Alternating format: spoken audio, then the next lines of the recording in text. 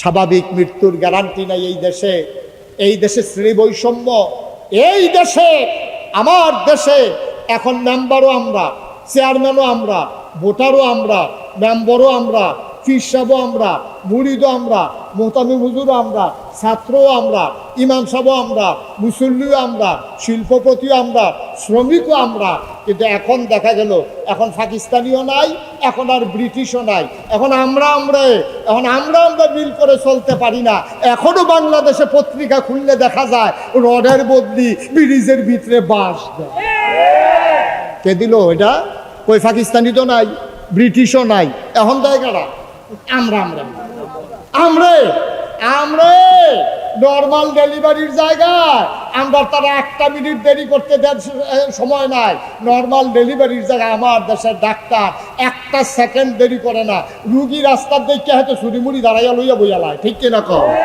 Normal ডেলিভারির জায়গায় caesar হয়, অনেক মানুষ কষ্টে আছে। যেই নর্মাল ডেলিভারিটা হয়তো 5,000-এ, সিজার হয়ে যায় 25-30,000-এ, ঠিক কিনা কম? বড় আফসোস এ জাতির জন্য, বড় দুঃখ। নবীজি পারলো 23 বছরে, কি মানুষ বানাইলো? 23 বছর আগে এই মানুষগুলো রাস্তার মোড়ে দাঁড়াই থাকতো লাঠি নিয়া, কেউ সম্পদ নিয়ে যাইতে নিলে ডাকাতি করার জন্য। 23 বছর পরে এখনো দাঁড়াই থাকে লাঠি নিয়া, কেউ ডাকাতি করে কিনা পাহারা দেওয়ার জন্য। আজব পৃথিবী। কয় বছরে না কথা বলা? কয় বছরে? 23 বছর। মুসলমান মন দিয়ে শুনুন, আমার আল্লাহ রাব্বুল আলামিন এই দুনিয়ার ভিতরে নবী পাঠালেন। নবী এসে দ্বীনের পথে মানুষকে ডাকলেন। মানুষগুলো দলে দলে দ্বীনের পথে আসলো। মানুষ হয়ে গেল 2 ভাগ, একদল আল্লাহওয়ালা আর একদল শয়তানওয়ালা। একদল জানে আর একদল জানে না, একদল মানে আর একদল মানে না, একদল জান্নাতি আর একদল জাহান্নামী, একদল ফেরেশতার চাইতে উত্তম আর একদল মানুষ হয়ে গেল জানোয়ারের চাইতে খারাপ, ঠিক কিনা? মানুষ হয়ে গেল 2 দল। একদল হয়ে গেল আবু বকর, উমর, উসমান, আলী, তালহা, জুবায়ের, আর একদল হয়ে গেল আবু জাহেল, আবু লাহাব, উতবা, সাইবা, মুগীরা। মানুষ হয়ে গেল 2 দল। এবার বলো, আমরা এখানে যারা আছি, আমরা কি আবু জেহেলের বংশধর না আবু বকরের বংশধর? আবু বকরের বংশধর। আবু বকর, উমর, উসমান, আলী, তাদের দেহের রক্ত আমাদের গায়ের ভিতরে প্রবাহমান। তাইলে 1,500 বছর পরে আইরনের জমিনে 23শে মে 2024 সালে যদি আবু বকরের বংশধর থাকতে পারে, তাহলে এই বাংলাদেশের ভিতরে আবু জেহেলের বংশধর আছে নাকি নাই? কথা কেন দিয়ে আছে নাকি নাই? দাউদ কান্দি এক মাহফিল আমি যখন কইছি আবু জেহেলের বংশধরও আছে, এক বুড়ে বেড়া ফাল দিয়ে খেলে করতে আমি নমুনা দিয়ে আপনার খারাপ কিতা করলেন, ওই হুজুর তারা পানি লাগাইলাম, ওই থুতাইয়া গোসল করাই দিলাম। তাহলে আমরা না কার বংশধর? কথা কথা ঘুমাই গেছেন নাকি আপনারা? আমরা কার বংশধর? তাহলে আবু বকরের বংশধর যদি এখানে থাকে, হ্যাঁ উনি সুন্দর, উনি বলছে আবু বকর সিদ্দিক রাদিয়াল্লাহু তাআলা আনহু, নবীর নামের, নবীর সাহাবাদের নামের সাথে এই দোয়াটা পড়তে হবে, রাদিয়াল্লাহু তাআলা আনহু। বলেন সুবহানাল্লাহ। অসংখ্য ধন্যবাদ, অসংখ্য ধন্যবাদ। আল্লাহ যেন কবুল করে, সবাই পড়ে আমিন। যেই কথাটা বলতেছিলাম, আমরা আবু বকর, উমর, উসমান, আলী রাদিয়াল্লাহু তাআলা আনহুম, তাদের বংশধর আমরা। তাইলে আবু জেহেলের বংশধর আছে নাকি নাই? আছে। কথা বলে আছে নাকি নাই? এখন আপনি যদি কোন হুজুর আইডল আসেনি, এটা আমি করতাম পারতাম। আপনি যদি কোন হুজুর ব্রাহ্মণবাড়িয়া পাওয়া যায়নি, এইটা আমি জানি না। তবে বাংলাদেশও মাঝে মাঝে দেখুন ভুচুরিয়া বাড়িয়ে উঠে, এটা দিয়ে আবার ভুচুরিয়া ঢুক দিয়ে কই জানি জায়গা, এটি মাঝে মাঝে, এটি বিশেষ করে দেখবেন রাইতের 2:30-3টার দিকে বার হয়। এইদিকে বাংলাদেশও আবার বুদ্ধিজীবী কয়, কি জীবী কথা বলে, কি জীবী। আমি আবার খেয়াল করন লাগে, ওয়াশ করন লাগে, তো এই জন্য অনেক কথা আমার খেয়াল করন লাগে। আমি খেয়াল করে দেখছি বাংলাদেশও যেটি বুদ্ধিজীবী কয়, অধিকাংশ মানুষগুলোই ইসলামের বিরুদ্ধে তাদের মুখ চলে, কলম চলে, কথা চলে, ঠিক কিনা বলে? তাদের কাজগুলো চলে। এই যে ভাই, এই যে কি উঠছেন কেন? উনি আছে, এরকম অনেক লোক আছে, আমি কয়েক মাহফিলও দেখছি। এই না না না জাগালাইরা বড়, এটা এরকম সিস্টেম। উনি বাইকে এমনি 2-3 গরম ঘুমায়, ফুটারাইতে 1 গরম ঘুমায় না, মাহফিলও এক জায়গায় বইয়া হইতে শুনে না। এটা আছে অনেকের সমস্যা, এক জায়গায় গরম হয়ে গেলে জাগালাই বারুইয়েন না লাইডেন, কিন্তু বারুইয়েন না। আমিন কয় না রে। জোরে কয় না আমিন। এবার যেই কথাটা কইতাম ইসলাম, ও তাইলে আবু বকর, উসমান, আলী, উমর রাদিয়াল্লাহু তাআলা আনহুম, আমরা যেহেতু তাদের বংশধর, তাহলে আবু জাহেলের বংশধরও কথা বলে আছে নাকি নাই? এটি চিনতে হবে ওরা কারা। আমি খেয়াল করে দেখছি যে রাইতে 2টা 2:30 টকশুন নামে একজন লোক দেখবেন একেবারে টেলিভিশন গরম করে ফেলায়, কথা বলতে গেলেই ইসলামের বিরুদ্ধে কথা বলে, কথা বলতে গেলেই মসজিদ মাদ্রাসার বিরুদ্ধে কথা বলে। খেয়াল করে দেখেছি ওদের অধিকাংশ মানুষের মাথার ভিতরে চুল নাই, টাক মাথা। আমি অনেক গবেষণা করলাম, বুদ্ধির লোকের চুলের তো শত্রুতা গেলে যে বুদ্ধি থাকলে চুল থাউন যেত না, কারণ বাকি আমি অনেক বইও পড়ছি ফাইদা, পরে নিজে নিজে গবেষণা করে বার করছে, আমার মনে হয় বুদ্ধি গুতাইয়া তার চুল বাড়াই আলগা করে লাইছে। ঠিক কিনা কয়দিন আগে একটা ধরা খাইছে ঢাকা ইউনিভার্সিটিতে। ঢাকা ইউনিভার্সিটির এক প্রফেসর, আপনি চারটিখানি কথা মনে করেন না, ঢাকা ইউনিভার্সিটিতে চান্স পাওয়া, আমি জানি না আইডল গ্রাম থেকে কয়টা ছেলে ঢাকা ইউনিভার্সিটিতে পড়ে, সো টাফ, এটা মারাত্মক বিষয়। ঢাকা ইউনিভার্সিটি প্রাচ্যের অক্সফোর্ড, ঢাকা ইউনিভার্সিটিতে চান্স পাওয়া এটা বিশাল বিষয়। ঢাকা ইউনিভার্সিটি টিচার, প্রফেসর, এটা চারটিখানি কথা মনে করেন না, এটা এমন না যে আপনি অটো চালিন না বেড়ায়, রিক্সা চালাইন না বেড়ায়, এরকম না, এটা ব্যাটারি দিয়াতে রিক্সা চালায় না। সাংঘাতিক বুদ্ধিমান মানুষ, ঠান্ডা মাথায় পরিকল্পিতভাবে একটা কথা বলেছে। মানুষটা কি বলেছে শুনলে আপনি আশ্চর্যান্বিত হয়ে যাবেন। লোকটা কয় যারা পর্দা করে, খুব খেয়াল করে, যারা পর্দা করে, বুরকা পরে, নেকাব লাগায়, হিজাব করে, এইসব মেয়েরা ঢাকা ইউনিভার্সিটিতে পড়ার দরকার নেই। পর্দাশীল মেয়েরা ঢাকা ইউনিভার্সিটিতে পড়ার দরকার নেই। এখন আমার মেয়ে যদি ঢাকা ইউনিভার্সিটিতে চান্স পায়, তাহলে বুরকা পড়ার কারণে আমার মেয়ে ঢাকা ইউনিভার্সিটিতে পড়তে পারবে না, এটাকে আপনারা মানেন? আপনার বোন ঢাকা ইউনিভার্সিটিতে পর্দা করার কারণে পড়তে পারবে না, এটাকে আপনি মানেন? কিন্তু সে তো বলছে শতকরা 92 জন লোক এই দেশে মুসলমান, এই দেশে শতকরা 92 জন লোক মুসলমান। এই দেশে মসজিদ মাদ্রাসার দেশ, এই দেশ বক্তব্যের দেশ, এই দেশে হক্কানি পীর মাশায়েখেরা নেংটির বদলে মানুষকে লুঙ্গি পরা শিখিয়েছে, হরে রামের জায়গায় কলমা পড়তে শিখিয়েছে, শ্রীর জায়গায় মোহাম্মদ লিখতে শিখিয়েছে, টিকির বদলে টুপি পড়তে শিখিয়েছে। যেই দেশে আসার নামাজ পড়ে দুরুদ পড়তে পড়তে মানুষ ঘুমোতে যায়, যেই দেশে ফজরের আজান শুনলে মানুষের ঘুম ভাঙ্গে, শতকরা 92 জন লোক মুসলমানের দেশে, যারা ওই বাংলার বাদশাহের রাজধানীতে শীততাপ নিয়ন্ত্রিত কক্ষে বসে পুলিশ পাহারায় ইসলামের বিরুদ্ধে কথা বলে। আমি বলেছি ঢাকা রাজধানীতে বসে ইসলামের বিরুদ্ধে কথা বলা সহজ, পাল্লাইনের জমিন এসে বলো পিঠের চামড়া নিয়ে ঢাকা যাওয়া যাবে না।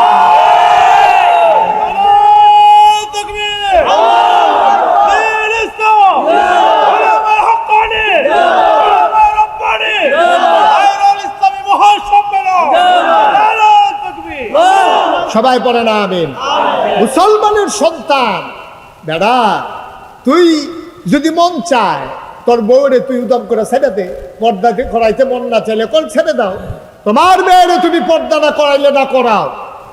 শতকরা 92 জন লোক মুসলমানের দেশে এই পর্দার বিরুদ্ধে কথা বলার দুঃসাহস বাংলার মুসলমান মেনে নেবে না, ঠিক কিনা বলো?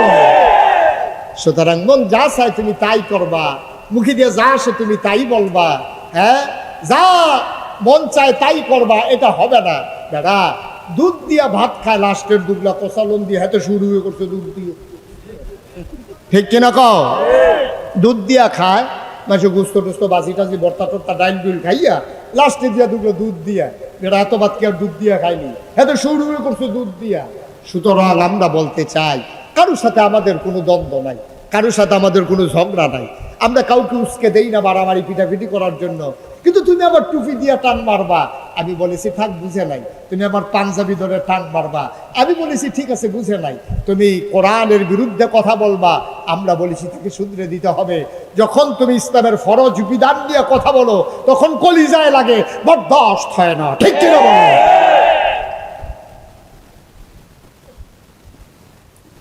মুসলমান মন দিয়ে শুনুন, মানুষ হয়ে গেল দুই ভাগ, একদল হলো শয়তানওয়ালা, আরেক দল হয়ে গেল আল্লাহওয়ালা। আজকে আমরা যারা এখানে আছি, আমরা সবাই আল্লাহওয়ালা দাবি করি অথবা আল্লাহওয়ালা হতে চাই। আজকের আলোচনা আল্লাহওয়ালা মানুষগুলো কেমন, সেখান থেকে দুই একটি কথা শুনবো, নিজের জীবনকে ওইভাবে রাঙাবো, আমিও যেন এন্তেকালের পরে মানুষের স্বীকৃতির মাধ্যমে আল্লাহওয়ালা হিসাবে দুনিয়া থেকে বিদায় হতে পারি, ঠিক কিনা? আবার এন্তেকালের পরে যে শুনবে সেই যেন বলে, হারে একটা ভালো মানুষ বিদায় হয়ে গেল। প্রতিটি মানুষের জীবনে এইটাই হচ্ছে সার্থকতা। আল্লাহ যেন কবুল করে সবাই। বন্ধুরা আমার, ভাইরা আমার, এমন একজন আল্লাহওয়ালা মানুষ যার ব্যাপারে মাগরিবের পরে আমরা কথা শুনছিলাম, শুয়েব আহমদ আশরাফি সাহেব, তিনি কথা বলছিলেন হযরত উমরের ব্যাপারে। আমরা সেখান থেকে আবার শেষ করে বুঝিয়ে দিতে চাই। তিনি কথা বলেছিলেন উমরের পক্ষে কোরআনের আয়াত নাজিল হওয়ার ব্যাপারে। ও মুসলমান, কেমন মানুষ হলে তার মন মানসিকতার সাথে কোরআনের আয়াত মিলে যায়, একটু বিবেক খাটানোর দরকার আছে নাকি না? কেমন মন মানসিকতা, কেমন মানুষ হলে তার কথার সাথে কোরআনের আয়াত মিলে যায়, তার চিন্তার সাথে আল্লাহ ওহী নাজিল করে দেয়। এটা চারটিখানি কথা, সুবহানাল্লাহ বলবেন না? এই উমর ছিলেন, আবার উমরের পরিচয় আমরা প্রথমে জেনে নেই। এই উমর ছিলেন ইসলামের দ্বিতীয় খলিফা। গোটা পৃথিবীটারে অর্ধেকটা করলে অর্ধেকটা পৃথিবীর শাসক ছিলেন হযরত উমর। আরো সহজ করে বলি, আপনি একটা মিষ্টি কুমড়া নিয়া ঠিক সমান সমান সাইজ করে মাঝে দিয়ে কাটবেন, অর্ধেকটা মিষ্টি কুমড়া যেমন গোটা পৃথিবীটার অর্ধেকটা করলে অর্ধেকটার প্রেসিডেন্ট ছিলেন উমর। 31 লক্ষ বর্গমাইল স্থলভাগের অধিকারী ছিলেন হযরত উমর। হযরত উমর ছিলেন ইসলামের দ্বিতীয় খলিফা। হযরত উমর ছিলেন জান্নাতের সুসংবাদপ্রাপ্ত দ্বিতীয় মানুষ। হযরত উমরের ব্যাপারে আমার নবী বলেছেন, আনা খাতামুন নাবিয়্যিন লা নাবিয়্যা বাদি। উমর রে, আমার পরে নবী নাই, আমার পরে যদি নবী থাকতো তাইলে তুমি উমর আমার পরে নবী হইতা। সুবহানাল্লাহ বলবেন না? চারটিখানি কথা। এই হযরত উমর রাদিয়াল্লাহু তাআলা আনহু, তিনি যখন আবু বকর সিদ্দিক রাদিয়াল্লাহু তাআলা আনহুর ইন্তেকালের পরে তিনি যখন খলিফার আসনে আসীন হলেন, গোটা পৃথিবীর মানুষের কানে খবর পৌঁছে গেল মদিনায় এমন একজন শাসক এসেছেন। এই মানুষটার জামানায় ওই এলাকায় একটা কুকুরও না খেয়ে মারা যায় না। আর আসতে কোন সুবহানাল্লাহ, সুবহানাল্লাহর জায়গায় যার যার সুবহানাল্লাহ কইবেন, আমার লেগে বই হরিছেন কীর্তন আপনারা। হ্যাঁ বলেন সুবহানাল্লাহ, বলেন আলহামদুলিল্লাহ, বলেন আল্লাহু আকবার। সুবহানাল্লাহর জায়গায় আমার জন্য দেরি করার দরকার নেই, বলেন সুবহানাল্লাহ। তো হযরত উমর রাদিয়াল্লাহু তাআলা আনহু তার জমানায় যখন গোটা পৃথিবীতে, আচ্ছা শুনেন, এই ইউনিয়নটার নাম কি? নোয়াগাঁও। এই ইউনিয়নের চেয়ারম্যান সাহেব উনি পাস করার পরে ঘোষণা দিছে, আমার এই এলাকার, আমার ইউনিয়নের ভিতরে একটা কুত্তা যদি না খাইয়া মারা যায় তাহলে এটার জন্য আমি দায়ী। কোনো কুত্তা যদি দেহ রাস্তার কান্দা পড়ে রয়েছে, খানার অভাবে জিব্বাটা বার করে দিয়ে বইয়া রয়েছে, আমারে খবর দিবা, আমি এই কুত্তারে বন্ধুকে খাওয়ায়। উনি কইয়া দিছে মনে করেন। এখন এই কথাটা, এই ছেলে, এই মাঠা রয়ে যাবো গা বারণের দেখি কথা যখন মনে পড়ছে, এটা কি কইলি এই মাহফিলত আমি কোথাছি বাড়িও না একটা করছে কি আপনার মাহফিলের মাইগান থেকে বারণের লেগে এরকম কলুই দিয়া বর দিয়া আলু দিয়া আস্তে আস্তে আগাইতেছে। আমিও দেখি চাই না, যেই মাত্র কান্দাত গেছে আমি কেনাই না ওইসে করে দুপুরে ফাল দিকে বাইরে পড়ছে, ওই প্যান্ডেলের বাস আন্দাজে রাখছে, প্যান্ডেল করণের লেগে গাইড কলা বাসের মধ্যে লাগিয়া সারিট করে নতুন লুঙ্গি বানাই লাভের দূরে দইছে, এখন পুশ করে আনে সেরালাইছিল বাইরে দিয়ে বাইক গেলে কি জবাব দেবে এই চিন্তা ধরতে অন্যখানে গেছে, বাইতো গেছে না, তার বউ ধরবো তুমি নতুন লুঙ্গি ছিল কেমনি এটা কইয়া যাও, যে এই কারবার করতে গেছে এটা কোনো যায় না। এত বুদ্ধি খাটানোর দরকার নেই ভাই, বসে আমি তো যাবো সেই কুমিল্লা, আর আপনারা এখানে তো বাড়িতে গিয়ে শুয়ে যাবেন, এত টেনশনের কি আছে? আমি ছাড়তে চাইলে আপনারা শুনবেন, এটা হইলো আদব। আল্লাহ যেন কবুল করে সবাই কোনা আমিন। আপনার খেয়াল করে বসবো ইনশাল্লাহ। তো যেই কথাটা বলতেছি না, এখন এই ইউনিয়নের চেয়ারম্যান যদি এই ঘোষণা দেয় আর প্রকৃত অর্থেই যদি এমন হয়ে যায় ইউনিয়নটা, তখন দেখবেন অন্যান্য ইউনিয়ন থেকে দেখতে আসবে, আরে আমরা নোয়াগাঁও ইউনিয়নটা বিলে শুনছি এরকম কুত্তাও বিলে না খাইয়া মরে না, কোনো মামলা নাই, কোনো হামলা নাই, কোনো ফিরাফিরি নাই, চুরি ডাহাতি নাই, দরজা খুল্লা রেখা বাচ্চা ঘুমাইতে আছে, ঘরের ভিতরে কেউ ডরে ও ঢুকে না। লো আমরা কিন্তু ইউনিয়নটা চাইয়াই বেআই আইব, তালুই আইব, ফাঁসের গ্রামের তারা ইয়ে দেখবো, ফসল্লা কি সুন্দর রাস্তার কান্দা দিয়া পানি পড়ে না, বাড়ির পানি ছাড়ে তারা পাইপ দিয়া, তারপরে রাস্তার দিকে তারা গোবরের সেনা ছাড়ে না, মানুষ এই রাস্তা দিয়ে আটবো, রাস্তার ইট নিয়া কেউ গরুর তলে বিছায় না, আংডা লাগাইয়া কারেন্ট চুরি করে। এই সব দেখা টেক্কা সেটা যাইবো, সবাই আইব দেখতো, কেউ কথাটা মিলেনি না, কথা ঠিক নেই। কারণ এই দেশটার ভিতরে এত শান্তি আর শান্তি, এই ইউনিয়নটা দাদা বাংলাদেশে কোনোখানে শান্তি নাই। আর এই জায়গার ভিতরে বিলে এইরকম কারবার ঘুরতে রয়েছে, রাস্তার মুড়ে বিলে ফুল বাগান হয়ে রয়েছে, মানুষগুলো সুন্দর করে আটকে আছে, কেউ কোনো ঝামেলা নাই, কিচ্ছু নাই, মামলা নাই, হামলা নাই। মাইয়া ফান্ডে ফলাফাইনে বইয়া বইয়া ব্রিজের উপরে বিলে টিটকারি মস্কারা মারে না। মাইয়া ফান যাইতে আছে স্কুলে, ফলাফাইন আরেক লাইনে যাইতে আছে, এক লাইনে মাইয়া ফান চলে, আরেক লাইনে ফলাফাইন চলে, কেউ কাউরে টিটকারি মস্কারা করে না। প্রত্যেক দিন নামাজের ভিতরে হাজিরা হয়, ইমাম সাহেব হাজিরা রহে মুরব্বীরা, ফলাফাইনে হাজিরা রহে ফলাফাইনে, খেলা চলে গ্রামের ভিতরে। যেই মাত্র আসরের আজান দিছে, একটা ফলা খপ করে বলটানে দৌড়ালায়, অন্য ফলাফাইনে জিগায় কিরে বল দর্শক কিরে, নাগাইশের ফিরসা বুঝে কইয়া গেছে আগে নামাজ তারপরে খেলা, ঠিক কিনা? এত সুন্দর গ্রাম দেখলে সবাই চাইতে আইব। পৃথিবীর ভিতরে উমর যখন এত একটা রেকর্ড করে লাইছে, পৃথিবীর বিভিন্ন দেশ থেকে মানুষ একটা আছে চাইতো, এর ভিতরে একবার আইছে। যেমন তেমন দুই চাক্কা দিয়েও তো চালাইয়া যাওয়ান যায়, আপনি রিক্সার দিকে চাইয়া জীবনে ট্রাক্টর লইয়া চিন্তা করতেন না, এটা স্বাভাবিক জিনিস। সুতরাং ওয়াজের ভিতরে বসে আপনি এদিক সেদিক তাকাইলে আপনার মনোযোগ থাকবে না, যতক্ষণ থাকবেন মনোযোগের সাথে শুনবেন ইনশাআল্লাহ। এমন আছে কতক্ষণ আমার পরে আবার কেউ কেউ ওয়াজ করণও লাগতে পারে, কেড়াই করণ লাগবে এখন কখন যেত না, সুতরাং ভালো করে মুখস্থ করেন যেন প্রশ্ন করলে জবাব দেওয়ান যায়। আমিন কন না, এই আওয়াজে ওয়াজ হইতো না তো, আমিন কন, জুড়ে কন, আরো জুড়ে, আপনি এত জোরে কন না, কইেন আরো জুড়ে কইেন। হ্যাঁ মার হাবা বলেন। তো যেই কথাটা বলতেছিলাম, অসংখ্য নবী, খুব খেয়াল, অসংখ্য নবী এবং রাসূল, এই নবীদের মাঝে যিনি আদম, ওনার ব্যাপারে একটা উপাধি হলো আদামু সাফিউল্লাহ। ওনার আরেকটা উপাধি আছে, তিনি আবুল বাশার, অর্থাৎ পৃথিবীতে যত মানুষ আসবে সব মানুষের তিনি আব্বা। কি আব্বা? কয় না তো কি আব্বাকে তো শরম করে? আজাকাত কুজাকাত দিয়ে তো পারো ভালো, মাজার যে আব্বা কইয়া দুপুরে লইয়া পড়ে হেইটা পারে বাবা, আব্বারে আব্বা কইব শরম করে। আদম কি হয়? গলাটা ঝাড়া দিয়া, শরীরটা লাড়া দিয়া, বড় করে আওয়াজ করে আদম আন্দার কি হয়? আব্বারে আব্বা কইব শরম কি? আজাগাত কুজাগাত গিয়া পারে বলা, আব্বা করে দুপুরে লইয়া পড়ে মাথা মুথা টিউমার বানাইয়া বাইতে গিয়া। আমরার আব্বা হইল ৬০ জন। কয়জন? কথা কও, কয়জন? আমরার আব্বা হইল আদম, হইল আমরার আদি আব্বা, কইলা আব্বা। ইব্রাহিম আলাইহিস সালাম হলো আমরা জাতির আব্বা। সুবহানাল্লাহ কয় না রে? তাহলে ১ নম্বরে আদম আমরার এক আব্বা, ২ নম্বরে জাতির পিতা হইল ইব্রাহিম আলাইহিস সালাম, মুসলমানের জাতির পিতা। ৩ নম্বর হইল নবীজি আমাদের রুহানি পিতা, আর আমরা যার আব্বা তার আব্বা, যার আব্বা তার আব্বা। এটা তো একজন কমন আছে ইনশাআল্লাহ। তাহলে আব্বা হইছে কয়জন রে? এর বাইরে কোনো আব্বা নাই, এর বাইরে কোনো আব্বা আছে? এই ৬০ জন হইলো আমরা মারহাবা করেন।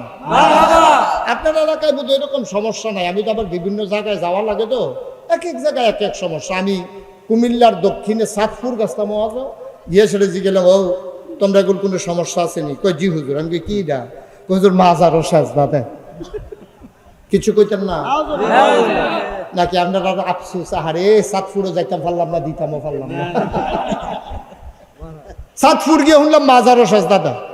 আইলাম কুমিল্লার দক্ষিণ দিয়ে জিগেলাম, ও সাতপুর হুন্নাইছি মাজারও সাজদা দেয়, তোমরা কি অবস্থা? হুজুর আমরা এগুলো ফিরের ফাও সাজদা দেয়।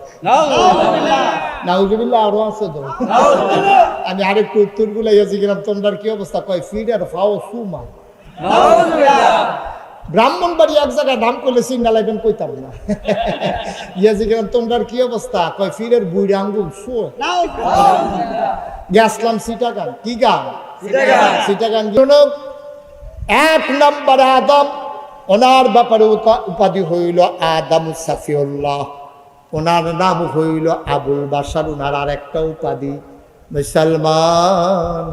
নূহ আলাইহিস সালাম ওনারে কয় আদমে সানি, ইব্রাহিম খলিলুল্লাহ, ইসমাইল জাবিউল্লাহ, মূসা কালিমুল্লাহ, ঈসা রূহুল্লাহ। সুলাইমান নবীরে দিল রাজত্ব, দাউদ নবীরে দিল সুন্দর কণ্ঠ, ইউসুফ নবীরে দিল সুন্দর চেহারা। সুবহানাল্লাহ কয় না? এক এক নবীর আল্লাহ এক একটা দিলেন। আমাদের জানতে মন চায় আমাদের নবীরে কি দিলেন? জানতে মন চায় নাকি চায় না? মুসলমান মন দিয়ে শোনো, এক এক নবীর আল্লাহ এক একটা উপাধি দিলেন। জানতে মন চায় আমার নবীরে কি দিলেন? সাহাবিন, তাবিন, তাবে তাবিন, উম্মাহাতুল মুমিনিন, আইম্মে মুজতাহিদিন, আইম্মে শরীয়ত, আইম্মে তরিকত, সালফে সালিহিন, উলামায়ে মুতাকাদ্দিমিন, মুতাআখিরিন, ইমাম সাহেবান, মুফাসসিরিনে কেরাম, মুফতিয়ানে আযম, সমস্ত উলামায়ে কেরাম একমত হয়ে গেল, ইজমা হয়ে গেল। ওই আদম থেকে ঈসা 1,24,000 বলো আর 2,24,000 বলো, সকল নবী এবং রাসূল মিলে যা আমার নবীজি একাইতা।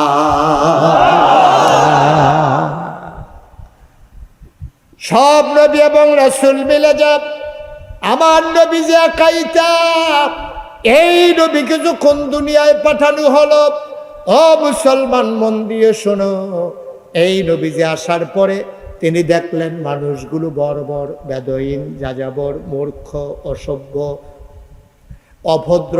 এই মানুষগুলোকে সামান্য 23টা বছর তিনি সময় পেলেন।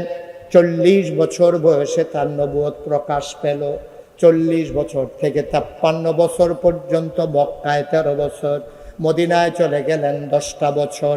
এই 23 বছরে তিনি মানুষগুলোকে দ্বীনের পথে ডাকলেন। একটা ইউনিভার্সিটি নাই, একটা কামিল মাদ্রাসা নাই, একটা দাওরা হাদিস মাদ্রাসা নাই, একটা প্রাইমারি নাই, প্রি প্রাইমারি নাই, ইন্টারমিডিয়েট কলেজ নাই, বিশ্ববিদ্যালয় কলেজ নাই, ডিগ্রি কলেজ নাই, অবন্ধু হাই স্কুল নাই, নুরানি মাদ্রাসা নাই, নাই বলতে কিছু নাই। প্রাইমারি নাই, প্রি প্রাইমারি নাই, নৈশ শিক্ষা নাই, কিন্টার গার্ডেন নাই, রাষ্ট্রীয় অবকাঠামো নাই, মহল্লা নাই, গ্রাম নাই, ওয়ার্ড নাই, ইউনিয়ন নাই, উপজেলা নাই, জেলা নাই, অমুসলমান বিভাগ নাই, রাষ্ট্রীয় অবকাঠামো নাই, প্রধানমন্ত্রী নাই, মন্ত্রী পরিষদ নাই, উপজেলা চেয়ারম্যান নাই, ভাইস চেয়ারম্যান নাই, ইউনিয়ন চেয়ারম্যান নাই, নাই বলতে কিচ্ছু নাই, ওয়ার্ড মেম্বার নাই, নাই বলতে কিচ্ছু নাই, পোস্ট অফিস নাই, কুরিয়ার সার্ভিস নাই, মোবাইল ফোন নাই, ল্যান্ড ফোন নাই। মুসলমান যখন কোনো অবকাঠামো ছিল না, সেই সময়ে মাত্র 23টা বছর নবীজি দাওয়াত দিলেন আর তার জীবদ্দশায় মানুষগুলোকে গড়ে তুললেন। প্রমাণ হয়ে গেল আল্লাহ রাব্বুল আলামিন সেই মানুষগুলোর ব্যাপারে আয়াত নাজিল করে দিলেন, রাদিয়াল্লাহু আনহুম ওয়া রাদু আনহু। তাদের ব্যাপারে আল্লাহ খুশি, আল্লাহর ব্যাপারে তারা খুশি। বলো সুবহানাল্লাহ। কয় বছরে? কথা কেন? কয় বছরে? 23 বছরে। আমাদের আইরুল ইসলামিয়া মাদ্রাসার মতো একটা মাদ্রাসাও ছিল না, কিচ্ছু ছিল না। নবীর জীবনের প্রথম মাদ্রাসা দারুল আরকাম, একটা ছোট্ট একটা ঘর, কোনো মতো ঠাসাঠাসি কইরা, তাও কাফেরদের বড় ভয়। তিনি আস্তে আস্তে করে তিল করে অসভ্য, বর্বর, বেদুইন, যাযাবর, মূর্খ, এই অভদ্র মানুষগুলোকে তিনি ট্রেনিং, তালিম দিতে শুরু করলেন, তারবিয়ত দিতে শুরু করলেন। ফলশ্রুতিতে মাত্র 23 বছরের ব্যবধানে এমন কতগুলো মানুষ হয়ে গেল সুসভ্য, ভদ্র, আধুনিক, আল্লাহওয়ালা, পরহেজগার, যাদের ব্যাপারে গোটা বিশ্বের সকল উন্নত দেশে ইউনিভার্সিটিগুলো যখন গবেষণা শুরু করে দিল, America, Britain, France, Germany, Switzerland, সব দেশের বড় বড় ইউনিভার্সিটিগুলো তারা এক বাক্যে ঘোষণা করে দিল, নবীর জমানায় যে মানুষগুলো তৈরি হয়েছিল এই মানুষ কখনো আর আসে নাই, কোনোদিন আর আসবে না। ঠিক কিনা? কয় বছরে? কথা বলা। কয় বছরে? 23 বছরে নবীজি সোনার মানুষ বানাই দিলেন। খেয়াল রাখেন, এই 23টা মনে রাখতেন। কয় বছরে? না 23 বছর। ইংরেজরা এই দেশে শাসন করছে 200 বছর। 1757 সালের 23শে জুন পলাশির আম্রকাননে নবাব সিরাজউদ্দৌলাকে পরাজিত করে ইংরেজ লাট বাহাদুরেরা ইস্ট ইন্ডিয়া কোম্পানি নাম দিয়া ব্যবসার উদ্দেশ্যে এসে তারা আমার উপরে শাসন করলো, শোষণ করলো 200টা বছর। 1947 সালের 14ই আগস্ট এই ভারতীয় উপমহাদেশ থেকে ইংরেজরা বিদায় হয়েছে। যাওয়ার পরে দুইটা দেশ হলো হিন্দুস্তান আর পাকিস্তান। পশ্চিম পাকিস্তানের মানুষগুলো আমাদের পূর্ব পাকিস্তানের মানুষগুলোর উপরে জুলুম করেছে, নির্যাতন করেছে, নিপীড়ন করেছে।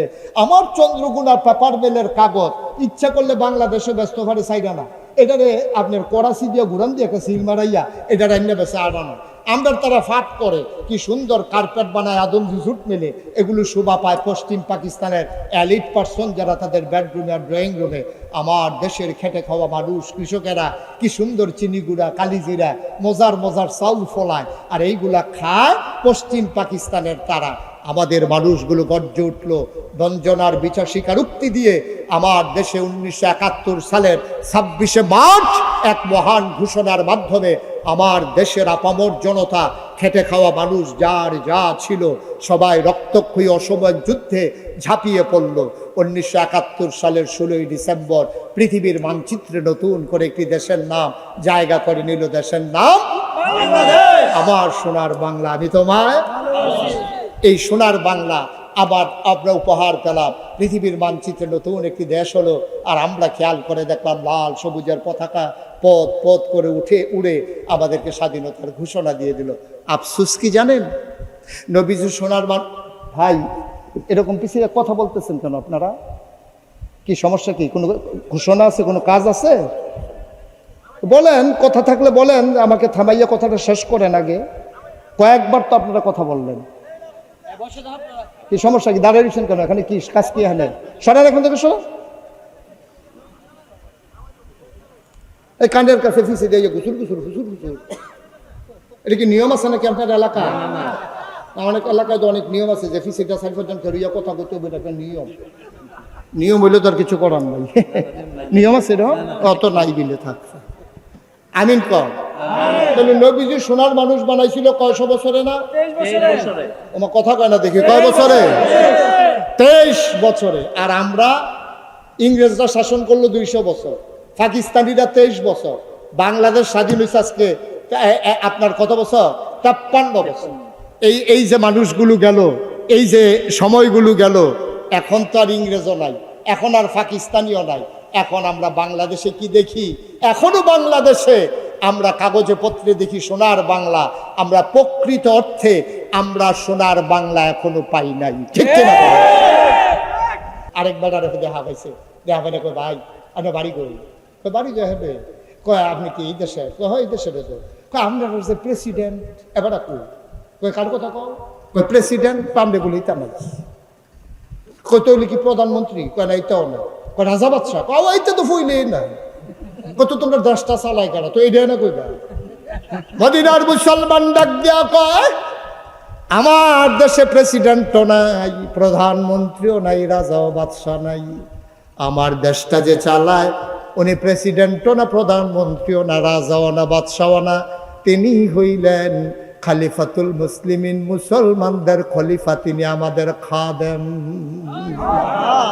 তিনি আমাদের কি? আচ্ছা, ও আপনারা মেম্বার সাহেবরা ডাক দিতে পারবেন কি? খাদেম সাহেব গাইডা কত দোয়াই দিয়া যাইয়েন, এই কথা কইতেন পারবেন? চেয়ারম্যানরা পারবেন? পারবেন। কিন্তু উমর নিজেই পরিচয় দেয় আমি খাদেম। সুবহানাল্লাহ বলবেন না? মদিনার মানুষ কয় তিনি আমাদের খাদেম। কয় বুঝলাম বুঝলাম, তিনি তোমাদের খাদেম। ওনার রাজপ্রাসাদটা কই? উনি যেই বাড়িতে ঘুমায় ওনার সেই বাড়ি বাউন্ডারি, ওচা বাউন্ডারি দেওয়া বাড়িটা কয়? কয় বুঝলাম না। কয় রাজপ্রাসাদ কি? কারে আমাদের ইরানে তোরানে ওখানে বিরাট রাজপ্রাসাদ, ওই বিরাট ওয়াল করা জেলখানার মতো, শত্রুপক্ষ যেন আক্রমণ করতে না পারে এমন বিরাট বাড়িতে আমাদের বাদশাহ ঘুমায়। তোমাদের যিনি খাদেম ওনার বাড়ি কোনটা? রাজপ্রাসাদটা কই? আবার মদিনার মুসলমান আঙ্গুল দিয়া দেখাই দিলেন ওই যে মাটির ওয়াল করা খেজুর পাতার ছাউনি দেওয়া ঘর, এটাই আমাদের উমরের ঘর। মদিনার মুসলমান কয় কি তারিখ? আমি যে গেলাম প্রেসিডেন্ট কো, তারা কয় খাদেম। ও নাইটটা করা দেখাই দেয়, এটা দিলে বিলে বেড়ায় থাহে। আমার কি ফাগল ফাগল লাগতেছে নাকি, না বেহতর বেহতর লাগতে আছে? তখন হেবাড়ায় বিদেশি মেহমান কইতেছে, ভাই এই ডে উমরের ঘর। কয় হ। তো কয় এবার সিকিউরিটি ফোর্স। কই বুঝলাম না। আর স্পেশাল গার্ড। কই বুঝলাম না। হা, আমরা এমপি সব এলাকা তাইলে সামনে দিয়ে পুলিশের গাড়ি পে পু এরকম করে না? তো এইটা তোমরা এরকম আছে না, উমররা পাহারা টাহারা দেয়। আবার মদিনার মুসলমান খেইপা গেছে, কয় বেটা মুখে দিয়ে যাই তাই কয়, এতক্ষণ কিচ্ছু কই নাই। উমরকে পাহারা দেবে এই কলজাওয়ালা বেড়া মদিনায় কে আছে? বরঞ্চ উমর মাঝ রাতে উঠে চাবুক নিয়ে ঘুরে ঘুরে পাহারা দেয়, কে খায় না, কে ঘুমায় না। সুবহানাল্লাহ বলতেন। উমরকে পাহারা দিতে পারে এমন কলিজাওয়ালা মানুষ মদিনায় নাই। আমাদের উমর পাহারা দেয়, কে খায় না, কে ঘুমায় না। কয় বুঝলাম না। কয় শোনো ঘটনা শোনো। আমাদের ওমর কেমন খলিফা তুমি তো জানো না রে ভাই। একদিনের কথা শোনো। মা এশারের নামাজ পড়ে সামান্য একটু ঘুমিয়ে সবাই যখন অঘুর ঘুমে অচেতন, আমাদের খলিফা ওমর তিনি বের হয়ে গেলেন। তিনি একটা চামড়ার চাবুক নিয়ে তিনি বের হয়ে গেলেন অজপাড়া গায়ে নিবৃত পল্লীতে, বর্ডার বেল্টে। তিনি সীমান্ত এলাকায় চলে গেলেন। তিনি ঘুরে ঘুরে পাহারা দেয়, কে খায় না, কে ঘুমায় না।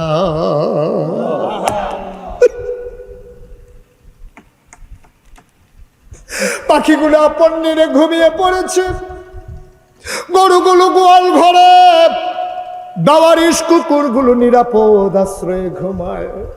প্রিয়তম স্বামী প্রিয়তমা স্ত্রীকে নিয়ে ঘুমিয়ে পড়েছে। ছোট্ট শিশু মায়ের বুকে মুখ রেখে ঘুমায়। কেউ জাগনা নাই, ওমরের চোখে ঘুম নাই। ঘুরতে ঘুরতে তিনি চলে গেলেন অজপাড়া গায়ে, বর্ডার বেল্টে সীমান্ত এলাকায় একাকি ঘুরে। মৃদু মন্দ বাতাস, ফকফকা জ্যোৎস্না। তিনি ঘুরতেছেন আর তালাশ করতেছেন কোনো মানুষের কোনো বিপদ আছে নাকি। ঘুরতে ঘুরতে তিনি চলে গেলেন কিছু দূর। হঠাৎ করে তাকিয়ে দেখলেন একটা কেমন যেন মিটি আলু জ্বলতেছে। আর তাকায়া দেখে ওই ঘরের ভেতর থেকে কান পেতে শুনে যেন কান্নার আওয়াজ শোনা যায়। হযরত ওমর পৌর মানুষ, তিনি দিলেন দৌড়ে তাঁবুর কিনারে গেলেন। তাকায়া দেখে তাঁবুটা মাঝে মাঝে ছিদ্র ছেঁড়া, ভেতরে মিটি আলো জ্বলে। দুইটা ছোট বাচ্চা বুকটা নিচের দিকে দিয়া পেটের নিচে 2 টুকরা পাথর দিয়া শুয়ে আছে। আর মাটা চুলার ভিতরে আগুন জ্বালাইয়া একটা পাতিলার ভিতরে পানি দিয়া কয়েক টুকরা পাথর দিয়া কাঠি দিয়া নাড়তেছে আর চোখের পানি মুছতেছে। বাচ্চারা কাঁদতেছে, মা তুমি না বলেছো ইসলামের মুসলমানের দেশে খাবারের অভাব নাই? তুমি না বলেছো ওমরের দেশে কুকুর না খেয়ে মারা যায় না? ওই 3 দিন ধরে কাফেরের দেশে খাই নাই গো মা, মুসলমানের দেশে আসলাম খাবারের আশায়। সকালবেলা আসলাম, কোনো খাবার কেউ দিল না। দুপুর হয়ে গেল, কেউ খবরও নিল না। বিকেল হয়ে গেল, সূর্য হারিয়ে গেল পশ্চিম আকাশে। আম্মা গো, কেউ আমাদের খবর নিল না।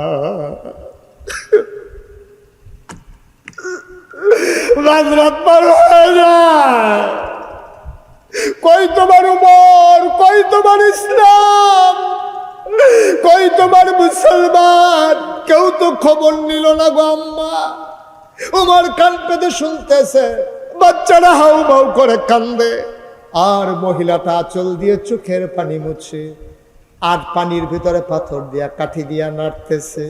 বাচ্চাদেরকে মিথ্যা সান্ত্বনা দেয়, ও বাবারা ঘুমিয়ে পড়ো, তোমাদের জন্য খাবার রান্না করতেছি। কিছু চিৎকারও করতে পারেন না, মানুষেরা টের পেয়ে যাবে। তিনি হঠাৎ চিন্তায় পড়ে গেলেন, কিয়ামতের ময়দানে আল্লাহ যদি আমার ডাক দেয় আমি কি জবাব দেব? তিনি দিলেন দৌড়ে তিনি মদিনায় যেখানে রাষ্ট্রীয় গোডাউন মাল সামানা যেখানে জমা করা আছে, গোডাউনের দরজায় গিয়ে দাঁড়ালেন। দাঁড়িয়ে তিনি আস্তে করে দারোয়ানকে ডাক দিলেন, দরজায় নক করলেন। দারোয়ান দরজা খুলে দিলেন।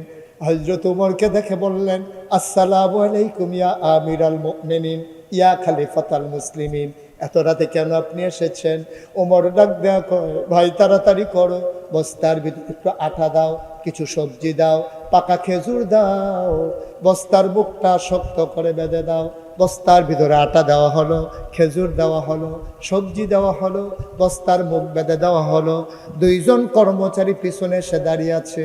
ইয়া আমিরাল মুমিনিন, দয়া করে আপনি সামনে সামনে চলুন, আমরা বস্তা নিয়ে আসতেছি। ওমর বলে, তোমরা কারা? আমরা রাষ্ট্রের কর্মচারী। তোমাদেরকে কে ডেকেছে? কয়, কেউ ডাকে নাই, আপনার আওয়াজ শুনে ঘুম ভেঙে গেছে, আমরা আপনার পেছনে পেছনে আসতেছি, আপনি সামনে যান। ওমর বলে, না, কেউ লাগবে না, বস্তাটা দুইজন ধরে আমার মাথায় উঠাই দাও।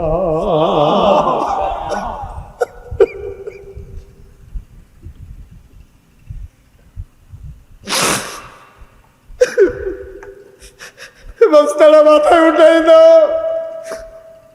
কর্মচারীরা আমরা রিজাইন দেবো, চাকরি করব না, আমরা থাকতে আপনি যদি বস্তা মাথায় নেবেন তাইলে আমাদেরকে কেন রেখেছেন?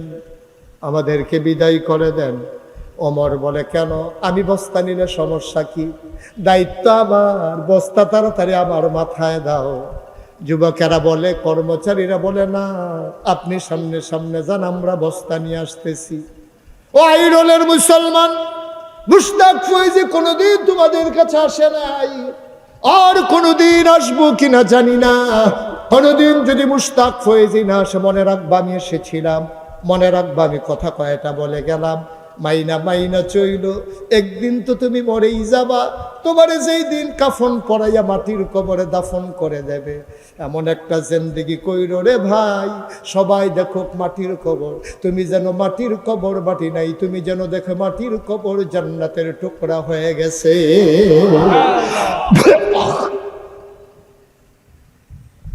এমন একটা জিন্দেগি আমরা চাই নাকি চাই না? কথা কয় না, চাই নাকি চাই না? মুসলমান, মন দিয়ে শোনো। উমর কয়, আমার বস্তায় দাও। কর্মচারীরা কয়, আমরা নেব। ওমর বলে, কে কে বস্তা নিতে চাও? দুইজন হাত উঠালেন কর্মচারী। ওমর কয়, বস্তা দেব, তবে একটা শর্ত আছে। কয়, শর্ত কি? কয়, কিয়ামতের দিনে হাসরের ময়দানে মুসিবতের সময় আমি ওমরের যখন একটা গুনার ঘাটতি হবে, বস্তা হবে, সেই বস্তা তোমাদের ভিতরে যে নিতে রাজি হবা, আজকে আটার বস্তা আমি তার মাথায় দেব।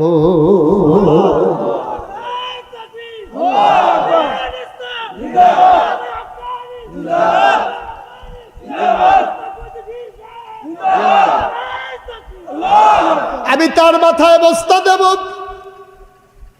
যে মানুষটা কিয়ামতের ময়দানে আমার গুনার বস্তা নেবা, এখন আর কেউ আগায় না, সবাই পেছনে পড়ে গেছে। উমর কয়, জানতাম, এটা আমি জানতাম, আমার স্ত্রী আমার গুনার ভাগ নেবে না। আইরনের মানুষ, কোন চিন্তায় সংসার করতেছ? নিজের স্ত্রীর জন্য, সন্তানের জন্য তুমি সুদে টাকা খাইয়া টাকা বাড়াই দিয়া যাইতেছ। 5 কানি জমিন তুমি 10 কানি বাড়াই দিয়া যাইতেছ। তুমি নতুন বাড়ি করে দিচ্ছ, বাচ্চারা ওই বাড়িতে ঘুমাবে। তুমি এই বাড়ি বানাইতে গিয়া কতদিন তুমি নামাজ কাজা করেছো, তুমি জুমার নামাজও কাজা করে ফেলেছো। এই ঘর বানাইতে গিয়া তুমি আজকে বলে দেখো রে ভাই, তোমার লাশটা যদি ঘরের বাইরে নেয়, তোমার বিবি বৃষ্টির ভিতরেও তোমার লাশটা আর ঘরে ফিরাবে না, ঠিক কিনা? কি রঙের ঘোড়া দৌড়াইতেছি আমরা। এই বিবির জন্য তুমি কি না করেছো? এই সন্তানের জন্য তুমি কি না করছো? আজকে মাহফিলের পরে বাড়িতে গিয়ে তোমার বিবিরে জিগাইবা, ও বিবি, আমার জীবনে যত গুনাহ তুমি ভাগ নেবা নাকি? দেখবেন অপর দিকে মুখ ফিরাই ফেলবে, মুচকে হাসি দিয়া বলবে, আমার গুনাহ নিয়ে তো আমি টেনশনে আছি, তোমার গুনাহ নেব কখন? কেন তুমি এই কাজ করছো? তুমি কি না করছো? তুমি, তোমার আব্বা, তোমার আম্মা তোমার কত কষ্ট করে বিদেশ পাঠাইছে। আরে তুমি তো জানো না, তোমার সব হয়ে গেছে, তোমার টিকেটের টাকা নাই, তোমার আব্বা পাগলের মতো দৌড়াইতে আছে, কেউ টাকা দেয় না। তোমার আব্বা পেরেশানি দেখে তোমার আম্মা তোমার আব্বার পেরেশানি দেইখা ওই সন্দুকের নিচ থেকে ওই 40 বছর আগে বাবা দিছিল একটা কানের এই গলার মালা, সেইটারে পেঁচাইয়া তেনা দিয়া রাইখা দিছিল, যেটা আমি বিপদের দিনে কাজে লাগবে। ওই তেনা পেঁচানো সেই স্বর্ণের চেনটা বাইর করে দিয়া কানতেছে।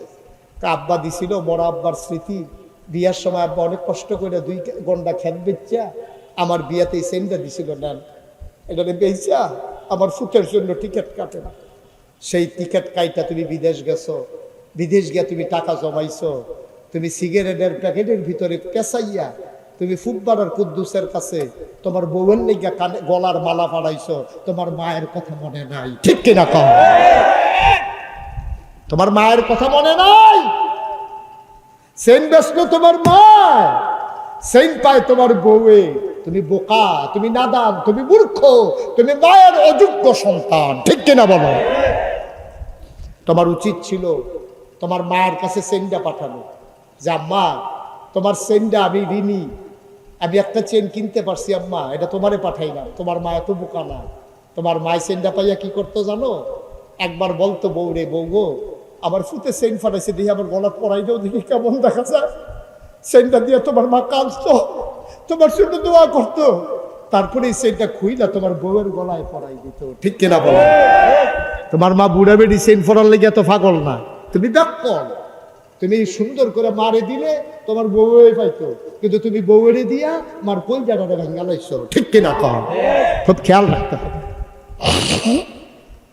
তোমার গুনার ভাগ তোমার বউ নেবে না, তোমার গুনার ভাগ তোমার ছেলে নেবে না, তোমার মেয়ে নেবে না। ওমর ডাক দেয়া কয়, কথা মনে আছে নাকি? ওমর ডাক দেয়া কয়, গুনার ভাগ যে নেবা তার মাথায় আটার বস্তা দেব, কেউ আর আগায় না। ওমর কয়, জানতাম কেউ নেবা না, দাও দাও দাও, আমার গুনার বস্তা আমাকে যেহেতু নিতে হবে কিয়ামতের ময়দানে, আজকে আমার দায়িত্বের আটার বস্তারও আমার মাথায় উঠাই দাও। 2 জন ধরে আটার বস্তাটা ওমরের মাথায় উঠাই দিল। ওমর আস্তে করে, বুড়া মানুষ আটার বস্তা নিয়ে মরুভূমির মাঝে হাঁটতেছে। আকাশের চাঁদটা দেখে লজ্জা পাইছে, ব্যাগের আড়ালে লুকাই গেছে। সুবহানাল্লাহ বলবেন না? আকাশের চাঁদটা যেন মনে মনে ডেকে কয়, মাওলা এটা কি দেখলাম মাওলা? হযরত ওমর অর্ধ পৃথিবীর প্রেসিডেন্ট, জান্নাতের সুসংবাদ প্রাপ্ত দ্বিতীয় মানুষ, ওয়া বাই আমিরুল মুমিনিন খলিফাতুল মুসলিমিন। এই ওমর কেন আজকে মাথার ভিতরে আটার বস্তা নিয়ে দৌড়ায়? ফেরেশতারা চিৎকার করে কান্দে, মাওলা এই মানুষ নি তুমি বানাইছিলা মাওলা, এটা কেমন মানুষ গো মাওলা? ওমর দৌড়ায় দৌড়ায় দৌড়ায়, দৌড়তে দৌড়তে ঘামতে ঘামতে তিনি ওই মরু প্রান্তরে বর্ডার বেল্টে সীমান্ত এলাকায় ওই ছেঁড়া তাঁবুর সামনে গিয়ে দাঁড়ালেন। সালাম দিলেন, আসসালামু আলাইকুম। ভেতর থেকে মহিলা কয়, ওয়ালাইকুম আসসালাম। ওমর ডাক দেয়া কয়, মা, ও মা দরজা খুলে দাও গো মা। তাকায়া দেখো কে তোমার দরজায় দাঁড়িয়ে আছে।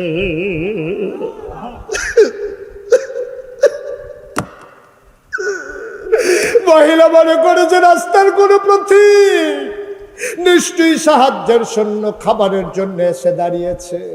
মহিলাটা কয়, বাবা কে আমারে মা ডাকে? আমি মা হওয়ার উপযুক্ত না, আমারে মা ডাইকো না। আমার জন্ম দেওয়া 2টা সন্তান, 3 দিন ধরে আমি খাইতে দিতে পারি না, আমি কিসের মা? কিসের মা?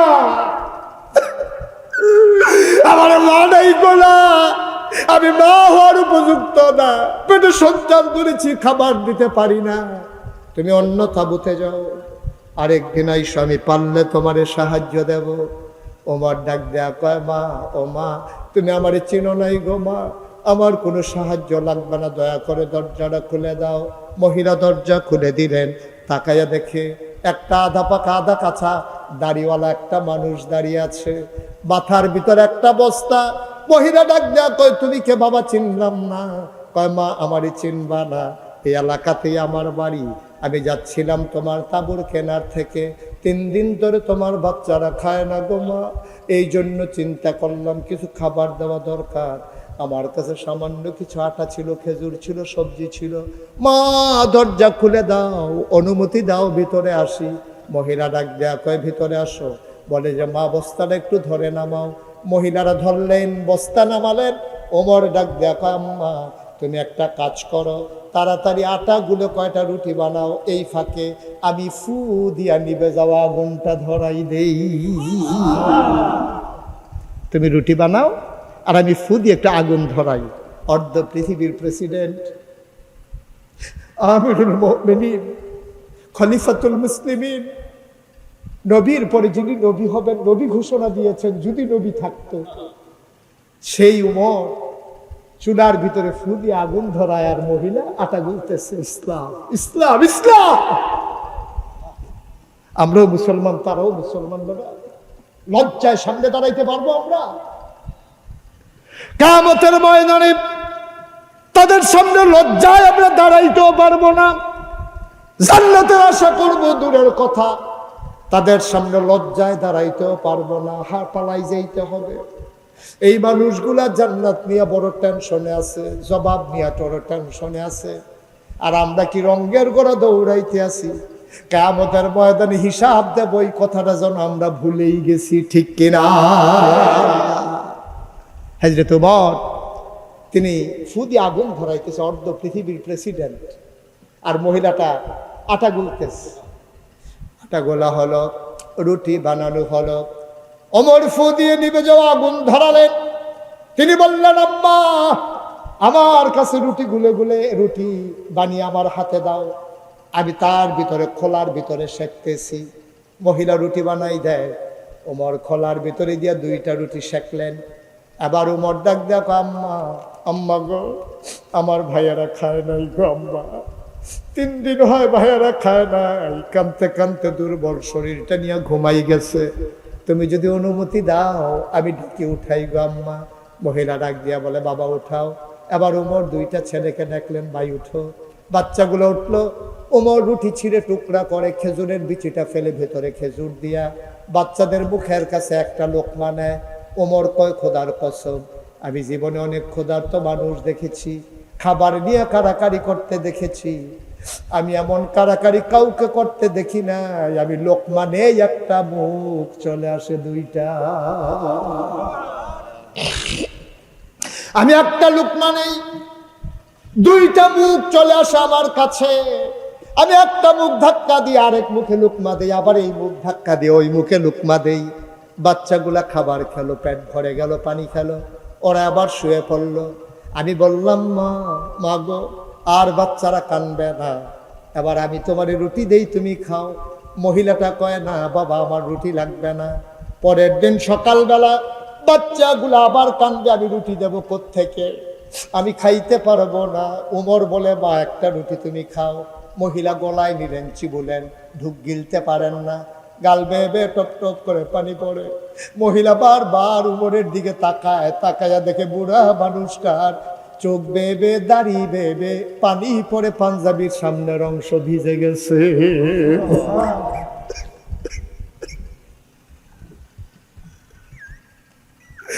মানুষটার পাঞ্জাবিরা ভেজা, দাড়ি বেয়ে বেয়ে টপ টপ করে চোখের পানি পড়ে। মহিলাটা ডাক দিয়ে কয় বাবা তোমার নাম কি আমি জানি না, তোমার আমি চিনিও না, তোমার মতো মানুষ থাকতে ওমরের মতো মানুষ আবার খলিফা হয় কেমনে? মদিনার মানুষগুলোকে তোমাকে দেখে নাই, ওমরের মতো এত শক্ত মন, সকালবেলা ঢুকলাম এই পর্যন্ত খবর নিল না, ওমর কেমনে খলিফা হয়? তোমারে কি মানুষ চিনে না বাবা? তুমি হইলা খলিফা হওয়ার উপযুক্ত, ওমর তো আসে নাই, তুমি তো ঠিক ঠিক এসেছো। তোমার মতো মানুষ থাকতে ওমর কেমনে খলিফা হইল?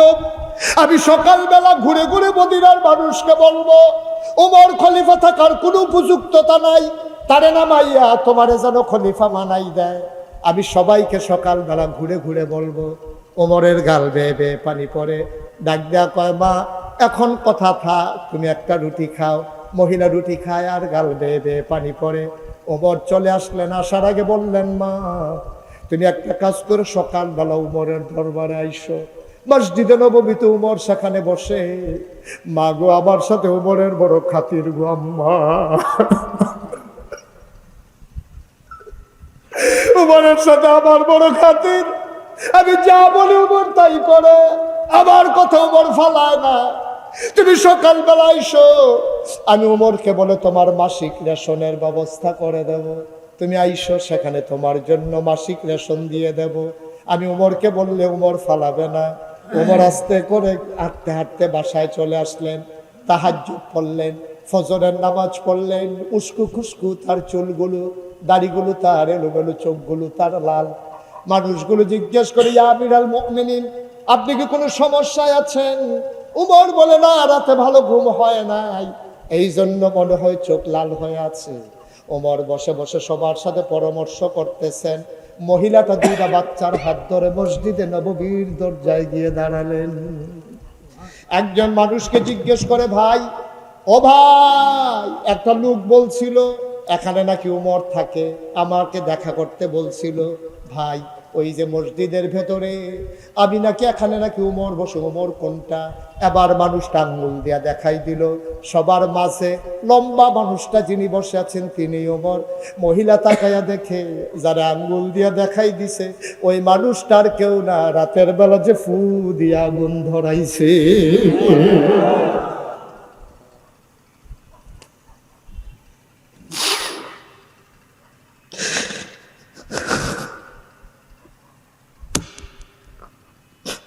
মহিলারা ভয় পেয়ে গেলেন।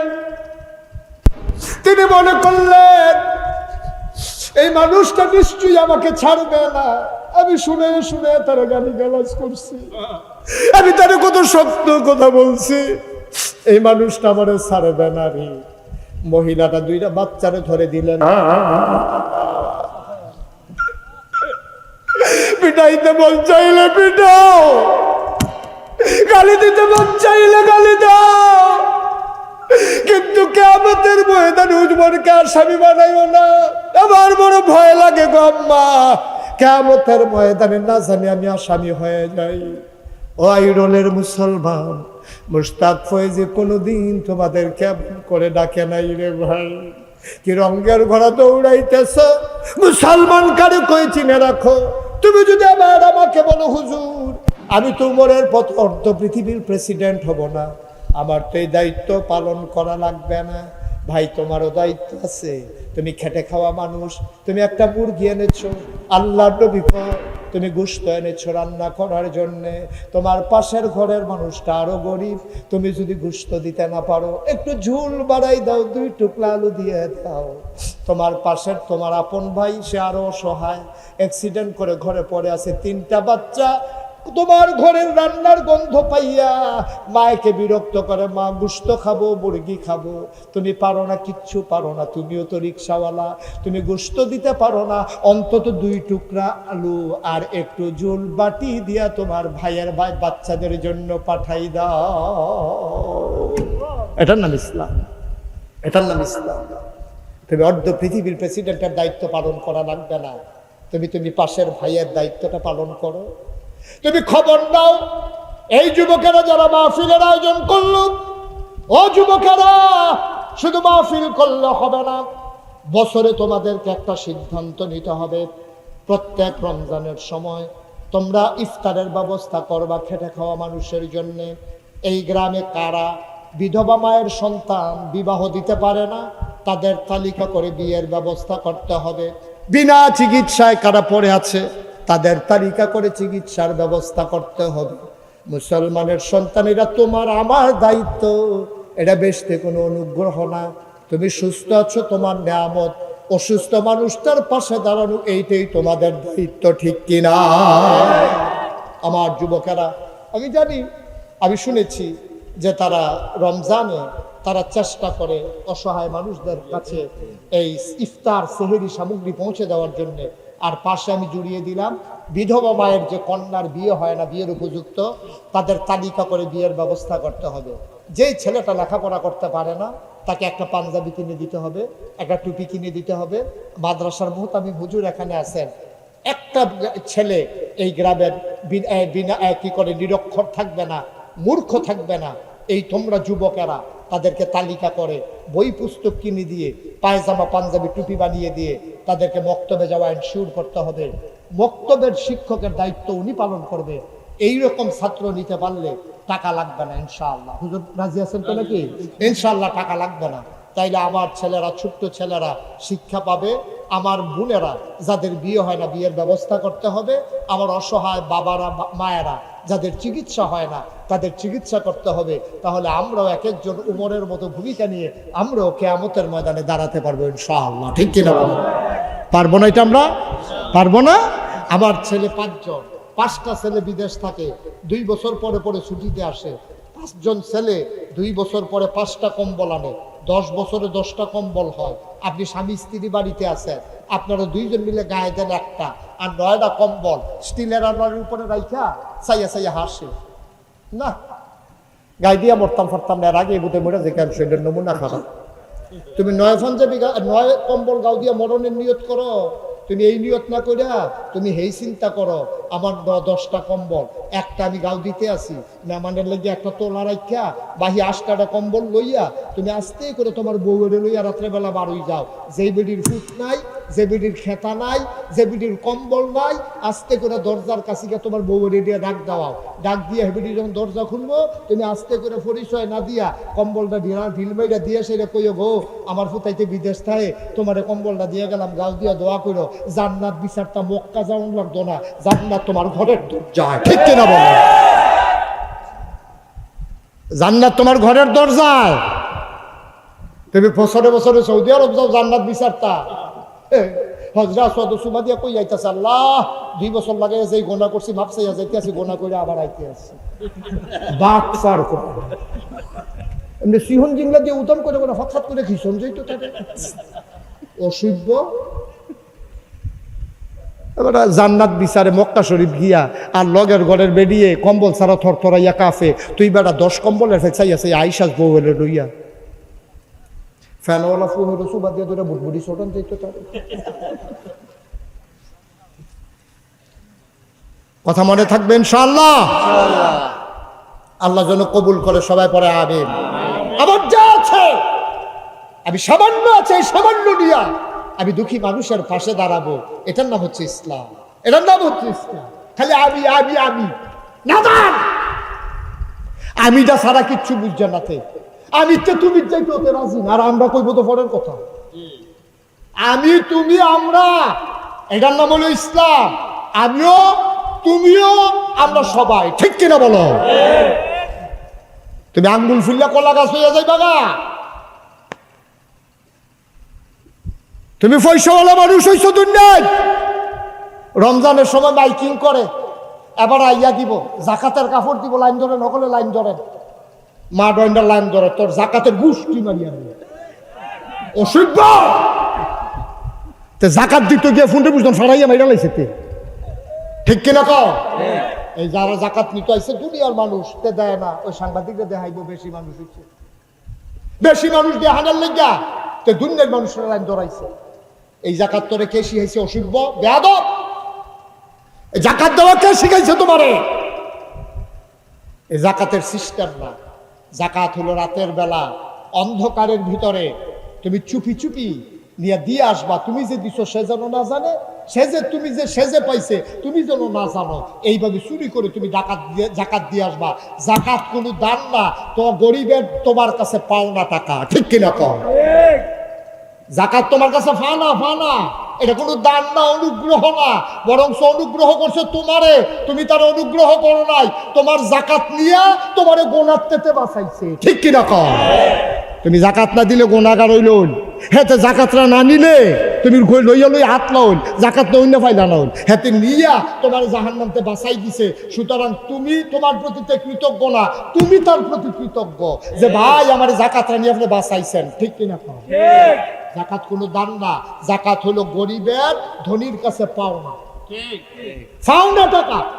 যদি ইসলামী রাষ্ট্র হইতো, আমরা দেশে যে জাকাত অনেকে দেয় না, তারে বাইন্দা জেলখানাত নিয়া অ্যাকাউন্টস অফিসার ফাড়াইয়া হিসাব কইরা কয় টাকা জাকাত আইয়ে তারে কয়টা ফিডা দিয়া তার তা আদায় করলো ইসলামী রাষ্ট্র হইলে। ঠিক কিনা কও? বাচ্চা গেছো ইসলামী রাষ্ট্র নাই দেখা খাইয়া গেল দুনিয়া, আইসা দুনিয়া খাইতা তামা করে গেল।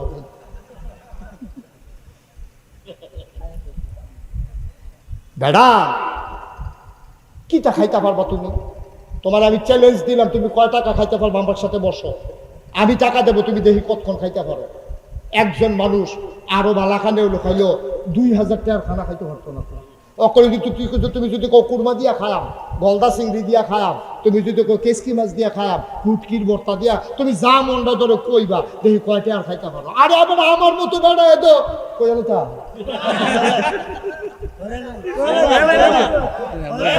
মাহফিলও গেছিলাম, মাহফিলও গেছি। এখান দিয়ে শুনছি আমি দেশি গুড়া মাছটা পছন্দ করি। এখান দিয়ে আমার লেগে কই মাছ, শিং মাছ, ট্যাংরা মাছ রুটি দিয়া বানাইয়া দিছে পরে আমি ইচ্ছা মতো খাইছি, পছন্দ হয়েছে। খাইয়াটাই আসারছি পরে ওই যেতে খাওয়াইতে আছে হাতে করতে একটা জিনিস তো বাইরেছি। আমি গেলাম খানা শেষ, আমার এখন যদি কেউ ফিডে কানতাম ফারাম খাইতাম ফারতাম না। হাতে হুজুর একটা জিনিস বাইরে আমি কি তাই না হুজুর, আপনার যে ডায়াবেটিস যেটা আমি শুনছি এলাকা ঢাকাতে আপনার লেগে ওয়ার্ডার দিয়া মিষ্টি বানিয়ে আনছি 1400 টাকা কেজি। 500 টাকা কেজি না কথা কোনো 500 টাকা কেজি, 1400 টাকা কেজি আপনার লেগে মিষ্টি বানাই আনছি। আমি কি মিষ্টি চাই আনছে পরে আমি কতক্ষণ চাইয়া বেশি খাইতাম পারছি, চাইয়া থেকে খাইতাম পারছি না। হুজুর একটা মিষ্টি খান ওই তো পরে এটা কইছি যে একটা কাম করো, যেহেতু আশা করে আনছো মিষ্টি দিয়ে আমার পছন্দ হয়েছে, ওয়াশটা কইরাই ঠেকনার লগে কিছু জায়গা খাই দিলে যাইতে নি 2টা খাইয়া যেতাম। পরে আওয়ানোর সময় 2টা খাইয়া কয়টা লইয়া এরপরে আইয়া করছি। ভাইয়া এর দূরে দো খানাটা, এর দূরে দো ফারলাম না তো 2টা রুটি গুঁড়া মাছ দিয়ে খাওয়ানোর পরে 1400 টাকা কেজি মিষ্টিটা একটা মিষ্টি ফারলাম না তো খাইতাম, সাইয়া থেকে কাঁদতাম পারছি, খাইতাম পারছি। লাভ হয়েছে কি? এর দূরে দো। এইটার লেগে বুঝি এত টান করণ লাগে, এইটার লেগে বুঝি সুদেতে হেলাও লাগে, আর এইটার লেগে বুঝি তুই ঘুষ খাওয়ান লাগে, এইটার লেগে বুঝি তুই কন্ট্রাক্টারি করতে গিয়ে রডের মধ্যে 10 দৌড় লাগে তুমি, সেইটার লেগে তুমি সেটা খাওয়ানোর লেগে না দা। আরে খানার লেগে আমি সেইটা করে রে। আমাদের স্বভাবগুলো হয়ে গেছে কুকুরের স্বভাব, মানে কষ্ট নিয়ে না করে উচিত কথা কইয়া যাই গে আর বলবো লাই না নাই স্যারাবার লাগাই দিয়ে যাই বলবো। আগামীকালকে সকালবেলা 3টা গুস্তের টুকরা লই দেব। কয়টা কথা কেন দাও? কয়টা রে? 3টা গুস্তের টুকরা লইয়া একটা কুত্তা, আপনি ফালা কুত্তো রাস্তার কুত্তো, অন্য কুত্তা দৌড়াইয়া ফিরটা একটা কুত্তার কাছে 3টা গুস্তের টুকরা এটা দিয়ে হালাই দেখবেন কুত্তাটা একটা গুস্তের টুকরা খাইতে আছে, আরেকটারে ফাড়া দিয়া ধরে রাখছে, আরেকটা ফেলে আমরা চাইয়া রাখছে।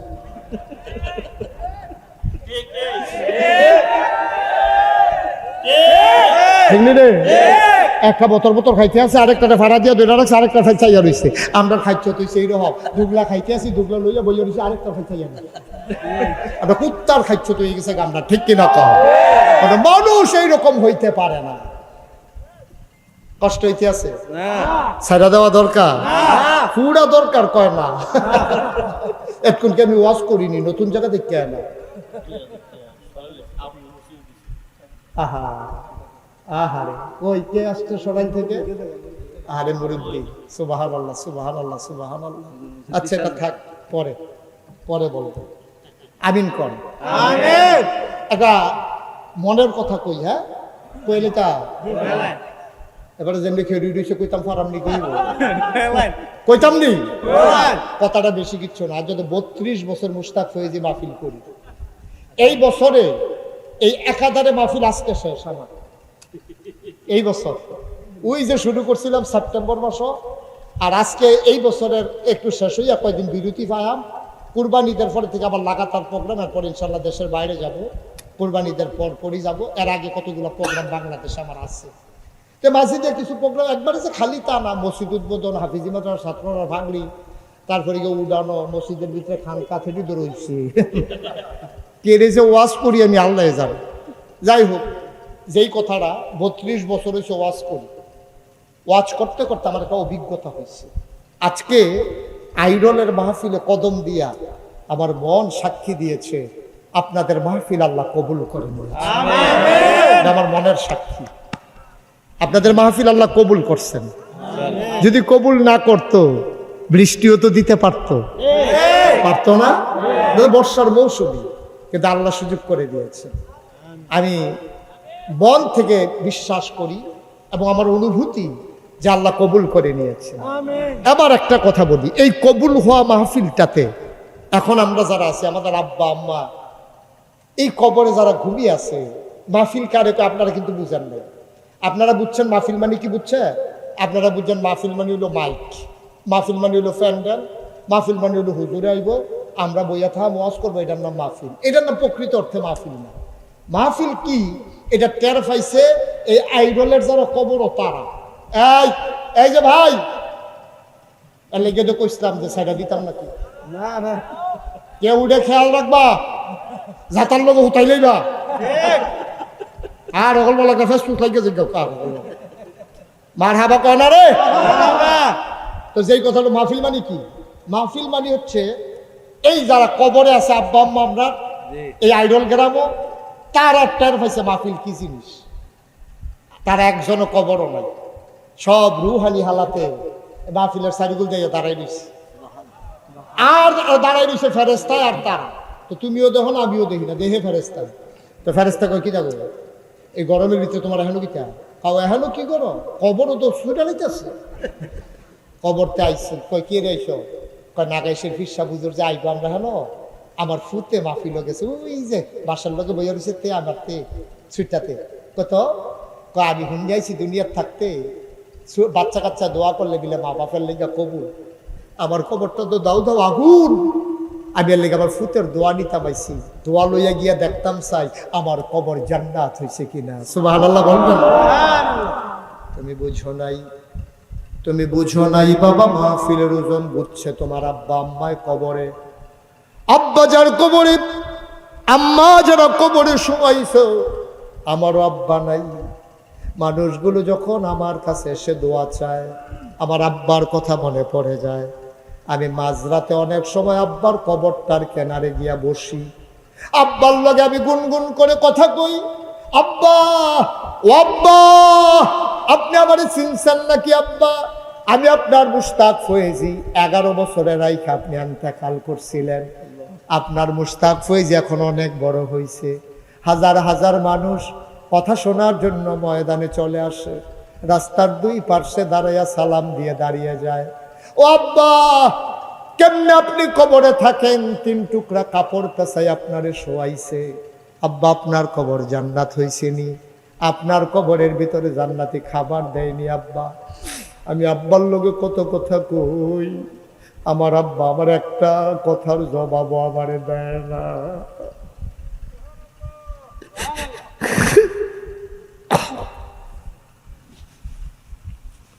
আমি কত কথা কই আব্বার লোকে, আব্বা একটা কথার জবাব দেয় না। আমি কানতে কানতে ঘুমাইতে যাই, আমি ঘুমাইতে পারি না। ওয়াইরলের মানুষ, আমার যেমন বাবা নাই, আমার যদি এমন লাগে, তোমরার যারার বাবা নাই তোমরারও তো এমন লাগে রে ভাই। এই যে বাড়িটাত ঘুমাও, তোমার আব্বাই দিয়া গেছে, জমিনগুলাকে চাষ করে খাও, তোমার আব্বার দেওয়া। ঠান্ডা বাতাস আইলে পাতলা খেতাটা গায়ে দিয়া তুমি ঘুমাও। তোমার আম্মায় মারা যাওয়ার আগে কত কষ্ট করে কাঁথাটা সেলাই করে দিয়া গেছে রে, কয়বার শুয়ের গোতা খাইছে, তারপরে সন্তানের জন্য কাঁথা সেলাই করে দিয়া গেছে। এমন আব্বা আম্মা যাদের কবরে, আজকে সবাই মিলে আব্বার জন্য আম্মার জন্য দোয়া করব। তার আগে একজন আমরা যাব না, সবাই পড়ো আমি। সবাই রাজি আছেন ইনশাআল্লাহ? সবাই নামাজের মতো করে বসে, একটা লুকো যাবেন না। যারা দাঁড়িয়ে আছেন বসে পড়ো, এতক্ষণ কিচ্ছু কই নাই, এখন বসো, সবাই বসেন, কেউ উঠবেন না, একটা লুক উঠবেন না। এই যে ভাই গাছের তলে দেহি বললাম, আব্বা আম্মার লেগে উঠে দোয়া করে আর পরে যাইয়েন। এই ছেলেরা বসো, ইউটিউবাররা যারা আছো বসো, সবাই সবাই মিলে একটু নামাজের মতো করে বসে। নামাজের মতো বুঝো নাই? নামাজের মতো করে বসেন, হাঁটু ভেঙে বসেন। সবাই মিলে আমরা তওবা করবো। এখন দরকার আছে নাকি নাই? তাওবার আগে এই যে মসজিদের উদ্যোগে আজকের মাহফিল, এই মসজিদে ওযুখানা লাগবে আর ওয়াশরুম লাগবে। আমরা সবাই মিলে যদি একটু শরীক থাকি, সবাই মিলে একটু একটু করে দিলে তাদের জন্য কাজটা সহজ হয়ে যাবে। আমরা তওবার আগে, আমার ছেলেরা ঢুকতেছে আপনাদের কাছে, সবাই মিলে আপনাদের কাছে আসবে। 100, 200, 10, 20, 50, 500, 1000, একটা লুকো খালি যাবেন না দয়া করে। বিসমিল্লাহ বলে পকেটে হাত দেন, আর সবাই মিলে শরীক থাকেন, আল্লাহ বরকত দেবে ইনশাআল্লাহ। সবাই মিলে শরীক থাকেন আর আমার সাথে খেয়াল করে গোনার ঘাটতি মাথায় নিয়া সবাই আমার সাথে পড়েন, আউযু বিল্লাহি মিনাশ শাইতানির রাজিম। ছেলেরা আসতেছে, দেন বিসমিল্লাহ বলে সবাই দেন, একজন লোকও খালি যাইয়েন না, তোমরা সব ছেলেরা ভিতরে ঢুকো। জি, সবাই পড়েন, আউযু বিল্লাহি মিনাশ শাইতানির রাজিম, বিসমিল্লাহির রহমানির রহিম, আস্তাগফিরুল্লাহ রাব্বি মিন কুল্লি যামব ওয়া আতুবু ইলাইহি লা হাওলা ওয়ালা কুওয়াতা ইল্লা বিল্লাহিল আলিয়্যিল আযীম। হে আল্লাহ, ইচ্ছায় অনিচ্ছায় প্রকাশ্যে গোপনে শয়তানের কুমন্ত্রণায় পড়ে, নফসের তাড়নায় পড়ে জীবনে যত গুনাহ করেছি, কবিরা সগীরা শিরক বিদআত সমস্ত গুনাহ থেকে খালেস অন্তরে তওবা করতেছি। হে আল্লাহ, গুনাহ মাফ করে দাও, তওবা কবুল করে নাও। আশহাদু আল্লা ইলাহা ইল্লাল্লাহু ওয়াহদাহু লা শারীকা লাহু ওয়া আশহাদু আন্না সাইয়্যিদানা হাবিবানা মাওলানা মুহাম্মাদান আবদুহু ওয়া রাসূলুহু সাল্লাল্লাহু আলাইহি ওয়াসাল্লাম। আমিন আমিন আমিন। বলেন আলহামদুলিল্লাহ, বলেন আলহামদুলিল্লাহ। মাশাআল্লাহ, আপনি অনেক টাকা দিয়েছেন, সবাই মিলে শরীক হয়েছেন। মাশাআল্লাহ। আব্দুল মালেক ভাই, মাশাআল্লাহ, আব্দুল মালেক ভাই এই গ্রামের সন্তান। মাশাআল্লাহ, কাটানিশাল পাশে আব্দুল মালেক ভাই, মাশাআল্লাহ, সচেতন মানুষ। উনি আমার একটা জিনিস শুদ্রও দিয়েছেন, এই জন্য থ্যাংক ইউ, অসংখ্য ধন্যবাদ আপনাকে। যে আমরা নবীর নামের সাথে পড়ব সাল্লাল্লাহু, আর সাহাবাদের নামের সাথে পড়ব, আর আল্লাহর ওলি বুজুর্গ ব্যক্তিদের নামের সাথে পড়ব রাহমাতুল্লাহ আলাই, রাহিমাহুল্লাহ, রাহমাতুল্লাহ আলাই। এটা যেন মনে থাকে। এখন তো কখনো কোনটা কইব এটাও ফেস লাগাইলা, আল্লাহর ওলির আল্লাহকে কইয়া বইয়া থাকে রাদিয়াল্লাহু তাআলা আনহু। এটা যে যে হলো যেমন কইতে পারে আর কি, টের পাইব পড়ে না। জি, টাকাগুলো নিয়ে চলে আসেন। ওকে ফাইন, নিয়ে আসেন। আবার একটা কথা শোনেন, আপনারা সবাই পোস্টারে দেখেছেন মোশতাক ফয়েজি পীর সাহেব, দেখছেন না সবাই? আমি কিন্তু পীর সাহেব হতে চাই না, কারণ বাংলাদেশে পীর সাহেব দেখতে দেখতে আমি অতিষ্ঠ। আমি বাংলাদেশে ছোটবেলা থেকে দরবারের লোক হওয়ার কারণে পীর সাহেব দেখছি, তো বাংলাদেশও দেখছি অধিকাংশ পীর সাহেব বইয়া বইয়া খায়, কোনো কাম নাই। ভগিন্নি বেডি এটেহা দেয়, রিক্সাওয়ালা এটেহা দেয়, হাতে বইয়া বইয়া খায়। মনে হয় 4-5 বইয়া রয়েছে, আসলে একজন ওই যে আজাইরা বইয়া খাইছে। এবার আপনাদের বিবেকের কাছে আমি একটা কথা জিগাই, আচ্ছা ও যদি একজন পীর সাহেব এবারে রিক্সা চালাইলে ফিরালি ছুটতে যাবো, কথা কথা ফিরালি ছুটতে যাবো? একজন বাংলাদেশে রিক্সা এই পীর পাইবেন না, আল্লাহর ওলি পাইবেন না যে রিক্সা চালাইতে আছে। আল্লাহর পীর সাহেব রিক্সা চালায়, পীর সাহেব গৃহস্থ করে, পীর সাহেব গরু পালে, পীর সাহেব চাকরি করে।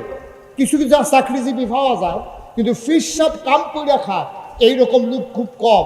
অথচ আমার নবীজি দুজাহানের বাদশা নবী একদিনও উনি কাজ ছাড়া খায় নাই, ঠিক কিনা বলেন? বইয়া বইয়া একদিনও খাইছে না। উনি যদি কইতো আল্লাহ আমি কইলাম নন্নত টন্নত করতাম পারতাম, আমি খালি বইয়া বইয়া খায়া নবীজির জন্য আল্লাহ খানা ফাড়াইল নি। ওই এই বনি ইসরাইলের লগে যদি মান্না সালোয়া ফাড়াইতে পারে, নবীজির লেগে তো কিতা ফাড়াইল এটার নামও আমরা জানি না, ঠিক কিনা কর? কিন্তু এই নবীজি মেহনত কইরা কইরা খায়।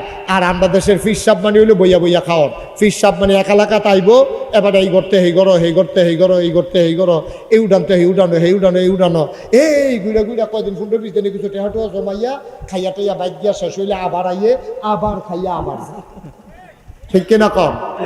অধিকাংশ আল্লাহ মাফ করুক, এটি দেখতে দেখতে আমি অতিষ্ঠ। আমার দাদা, আমার আব্বা যেহেতু আমার দাদার আগে ইন্তেকাল করছে, আমার দাদা সবাই ডাকাইয়া আমার উফরাইনা দায়িত্ব দিছে, আমার পরে যেহেতু আমার ছেলে ফয়েজ আহমদ, আমার আব্বার নাম, তে যেহেতু নাই, আমারে ফাঁকি দিয়ে চলে গেছে, আমার আদরের মুশতাক ফৈজি সে হবে আমার পরবর্তীতে দরবারের দায়িত্ব পীর সাহেব। আমি হাউমাউ করে কাঁদতে শুরু করলাম। আমি বললাম, দাদা আপনার আরো 3 জন ছেলে আছে, আমার বড় ভাই আছে, সবাই থাকতে আমার উপরে দায়িত্ব কেন? দাদা আমার জড়াইয়া ধইরা কপালে চুমা দিয়া কয়, তুমি ফারবা দেখে তোমার উপরে এই দায়িত্ব। আমি তো এই ফিরসাব বইতাম চাই না, যে ফিরসাব বইয়া বইয়া খায়। দাদায় কয়, আমি তোমার এই ফিরসাব বানাইতামও চাই না। আমি বললাম যে যদি আমার এই ফিরসাব বানাইতে হয় তাহলে আমার কিছু জমিন দিতে হবে। তো জমিন দিয়ে কি করবা? আমি বললাম, দিনের বার কাজ হবে, এখানে পথহারা মানুষগুলো এসে পথ পেয়ে যাবে, গোমরা মানুষগুলো এসে হেদায়েত প্রাপ্ত হবে, সোনার মানুষ হয়ে বাড়িতে যাবে, আমার কিছু জমিন লাগবে। দাদা গরিব মানুষ ছিলেন, এত ধনী মানুষ ছিলেন না। উনি 9 শতক জায়গা মাত্র আমার দরবারের নামে দিয়েছেন, 9 শতক। এই আমারে দাওয়াত দিতে গেছিল কে গেছিল? ওই কি নাম? জুয়েল সহ আরো কয়েকজন গেছিল আমার দাওয়াত দিতে, তাজুল ইসলাম। তারা দেখতে আইছে আমার দরবার, দাদায় দিয়ে গেছে 9 শতক। আর এখন নাগাইশ দরবার শরীফ 18 একর জায়গার উপরে একটা কমপ্লেক্স। মার হাবা বলবেন না? বুঝছেন না? 1800 শতক দাদাই দিছে। কয় শত? ওহন হয়েছে কয় শত? 18 শত। বুঝলি কি তারিখ হলো?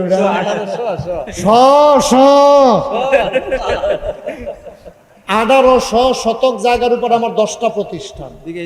কয়টা? কথা কেন? কয়টা? একটা খানকা, একটা দাখিল মাদ্রাসা, একটা নুরানি মাদ্রাসা, একটা হাফিজিয়া মাদ্রাসা, একটা ধাতব্য চিকিৎসালয়, একটা গণপাঠাগার, গবেষণাগার, ছাত্রাবাস, ইয়াতিমখানা, মসজিদ। মারহাবা বলবেন না? আমার মসজিদটা টিনের ঘর, এখনো টিনের ঘর রয়েছে। আমার মসজিদরা তারা দেখতে আইছে, জুয়েল তারা আমার মসজিদরা টিনের ঘর, কয়েকশো লোক নামাজ পড়তে পারে। আমার নিয়মিত মুসল্লি যারা, তারা ঢুকনের আগে ওই আমি যে জমা পড়াইটা মাইছে হুঙ্গালাইছে, তারা গাড়িতে কইরা, মাইক্রো সিএনজি, হাইএসও কইরা, তারা সব গিয়ে আগে আগে মসজিদে বইয়া থাকে। আমার নিয়মিত মুসল্লি আইয়া মসজিদ আর জায়গা পায় না, বাইরে সবাই বালুয়ে সালুয়ে মেঘে টেগে বিদ্যা নামাজ পড়ে। আমি ভিতরে জায়গা পাই, ইমাম দেখা না হইলে আমিও পাইলাম। তারা আমারও বার করে দিল যে নমুনা। তো ইমাম বাইরে করে দিলে নামাজ পড়বো কেমনি? এলাকা বিগত জায়গা পাই যাচ্ছি। আমি চিন্তা করলাম, আমার এখানে 1000-এর উপরে ছাত্র, এত সুন্দর হাজার হাজার মানুষ আসে, দৃষ্টিনন্দন, স্থাপত্য শৈলী মণ্ডিত, মুসলিম বিশ্বের এক অনন্য নিদর্শন, বড় করে একটা মসজিদ করবো ইনশাআল্লাহ নিয়ত করলাম। আমার দরবারের যারা ইঞ্জিনিয়ার তাদেরকে ডাকাইলাম, 10 জন মিলে তারা একটা টিম করলো। 10 জন মিলে একটা টিম করে তারা একটা ডিজাইন করে আমার কাছে মসজিদের কথা কইছিলেন, আঁকছি। আমি চাই কি আঁকছ? চাইয়া দেখি বিরাট বড় এরকম দেখা যায়। আমি দেখি তো এটা কই যে হুজুর মসজিদ, আমি একটু বড় লাগে যেমন, কয় হুজুর একটু বড় করে আঁকছি। আমি কিরকম বড়? কয় কিরকম বড় কেমনে কইতাম? এক লোকে নামাজ পড়তে পারবো 6000 লোক। কয় হাজার? সুবহানাল্লাহ বলনা দিই। সুবহানাল্লাহ। ফান্ডের লোক সুবহানাল্লাহ কইতে। সুরা লইতাছে ফান। ফান্ডে বুঝা মাপ চাইতে আছে, মাপ কইরা দেন। কয় হাজার? 6000। এক লোকে নামাজ পড়বো 6000 লোক। আমি কইলাম, দাদা এই মানুষে কি কাগজ কলম ফাইলে এইতে করে? তোরা রেখে এক তোরা মসজিদ আঁকতে কইস্তা? হুজুর বুদ্ধি করে আঁকছি, মাশাআল্লাহ লোকজন বাড়তেছে, এটা লাগবে। আমি গাড়ে আঁকতে তো সুবিধে, করণ কেমনে, কিরকম দেয়া খরচ হইবে কত? এটা নিয়ে আমার একটা আইডিয়া দিছে তৎকালীন আমলে, আরো 2 বছর 2.5 বছর আগে। কয় যে হুজুর এটা বানাইতে খরচ হইব 15 কোটি টাকা। কয় কোটি? 15 কোটি। আপনার কাছে তো আর গোপন রেখা লাভ নাই, শরীরে একটা কাপ দিয়া লাইছে, শীতের ভিতরে বাদাম ডালা শরীরে একটা গাম দিয়া লাইছে। আমারে আমি কইতাছি কিতারে তোরা কিতা করছ? আমি কই আর করছত কিতা তোরা? কয় আমি শরীর কাপ দিয়া লাইছে আমার। কয় হুজুর ডরাইয়েন না, সাহস করে নাম নালাম। আমি তখন বুদ্ধি করলাম, 32 বছর মাহফিল করি, জীবনে তো টেহা পয়সা কম লড়া ছাড়া করছি না। যা সকলবেলা টেহা দিয়ে কিতা করার। 1 বছরে আমি মুশতাক ফয়েজি মাহফিল করে যত টাকা হাদিয়া পাই, পুরো 1 বছরের হাদিয়া আমার মসজিদে দান করে দেবো ইনশাআল্লাহ। সুবহানাল্লাহ। আমি 25 লক্ষ টাকা 1 বছরে জমাইছি। জমাইয়া এইটা দিয়া এই যে গত রমজান গেল, এই রমজানের আগের রমজানের 2 তারিখ আমি আমার মসজিদের কাজ শুরু করছি। বলেন আল্লাহুম্মা আমিন। আমি কাজ শুরু করছি। এই আজকে যে আপনাদের এখানে আসছি, গতকাল পর্যন্ত আমার মসজিদে খরচ হয়েছে সামান্য 10,000 না 9,000 কম 3 কোটি টাকা। মসজিদের কাম শেষ না, বিট হইছে, বিট আগাইলেছি মোটামুটি বিট হইয়া কলামটি তুললা মসজিদের সেন্টারিং করতে আসি, সাদ হবে আগামী 1 তারিখে জুন মাসের, এই কাল পরশু শনিবারের পরের শনিবারে ইনশাল্লাহ আবার মসজিদের ছাদের ঢালাই হবে। বলেন আল্লাহুম্মা আমিন। আপনারা আমার কাছের মানুষ, আমি এই যে আজকে এখন মাহফিল থেকে নাগাইশ যাব না, এই ছেলে এদিকে ফিরো, কই যাও তুমি? আমিন কর। আমি এই মাহফিল থেকে গিয়া আমার গাড়ি রুমে চলে যাবে, আর আমি মসজিদের কাছে নামবো। এই যে একদিন দেখতে পারি না, এই কুদ্দুর কাজাব গেছে কলজাদা মানে না, মসজিদের কাছে নামা আমি হাঁটি, একটা রডের টুকরা পড়ে রয়েছে কিনা, একটা কাঠের টুকরা পড়ে রয়েছে কিনা। আমার সন্তানের চাইতে বেশি মায়া হয়ে গেছে মসজিদের জন্য। আমি অনেকদিন রাতের বেলা আমি আকাশের দিকে তাকাইয়া তাকাইয়া কাঁদছি। আমি বলছি, আল্লাহ, আমি মুশতাক ফয়েজি সারা জীবন থাকবো না। মসজিদটা যদি আমি কইরা না যাইতে পারি, আমার বাচ্চাকে তো এত মানুষ চিনে না। আমারে যেমনি বাংলা ভাষাভাষী মানুষ দেশে বিদেশে সবাই চিনে, আমার ছেলেদেরকে তো এত মানুষ চিনে না। মসজিদটা যদি আমি শেষ করে না যাইতে পারি, এই মসজিদের ভবিষ্যৎ নিয়ে আমি বড়ই পেরেশান। আল্লাহ তোমার বন্ধু নবী বলেছেন, মাম বানা লিল্লাহি মসজিদান বানাল্লাহু লাহু বাইতান ফিল জান্নাহ। যে দুনিয়ায় মসজিদ বানাবে, আল্লাহ জান্নাতে নাকি তার জন্য ঘর বানাবে। সুবহানাল্লাহ বলবেন মাওলা, আবার ওই পর্যন্ত হায়াত দাও যতদিন মসজিদের কাজটা শেষ না হয়। সবাই কোন আমিন। আমি আল্লাহর কাছে দরখাস্ত দিছি, এই যে 3 কোটি টাকা খরচ করলাম, আমি দিছি 25 লাখ, আর 2,75,00,000 টাকা পাইলাম। কই একজনে তো জিগেলেন না,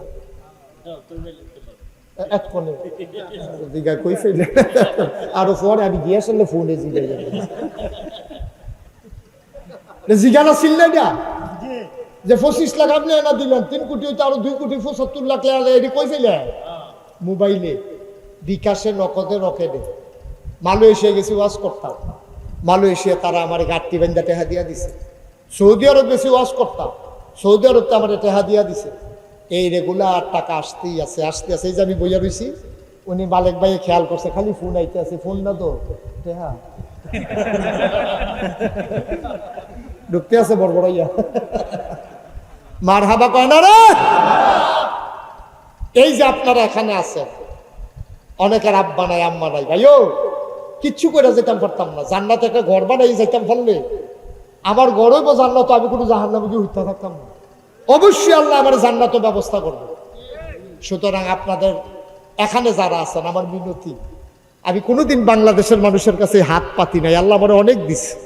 আমি কোনায় 4টা মাহফিল শুরু করছি, রিক্সা দিয়া গেছি, সিএনজি দিয়া গেছি, বেবি ট্যাক্সি দিয়া গেছি, তারপরে ভাড়া গাড়ি, অহন নিজের গাড়ি, বিমানে তো দেশের বাইরে গিয়ে ওয়াজ করি। আপনাদের মানুষ আমি এমন কোনো আসমানতে রাজি লইছি না, আমি আপনাদেরই মানুষ। আমার এই মসজিদটা আমার একটা স্বপ্ন। আমি প্রতিদিন আপনাদের জন্য দোয়া করতেছি। আমার ভাইয়েরা এখানে যারা আছেন, একটা মানুষ সবাই মিলে আমরা ইচ্ছে করলে একবারে সহজ।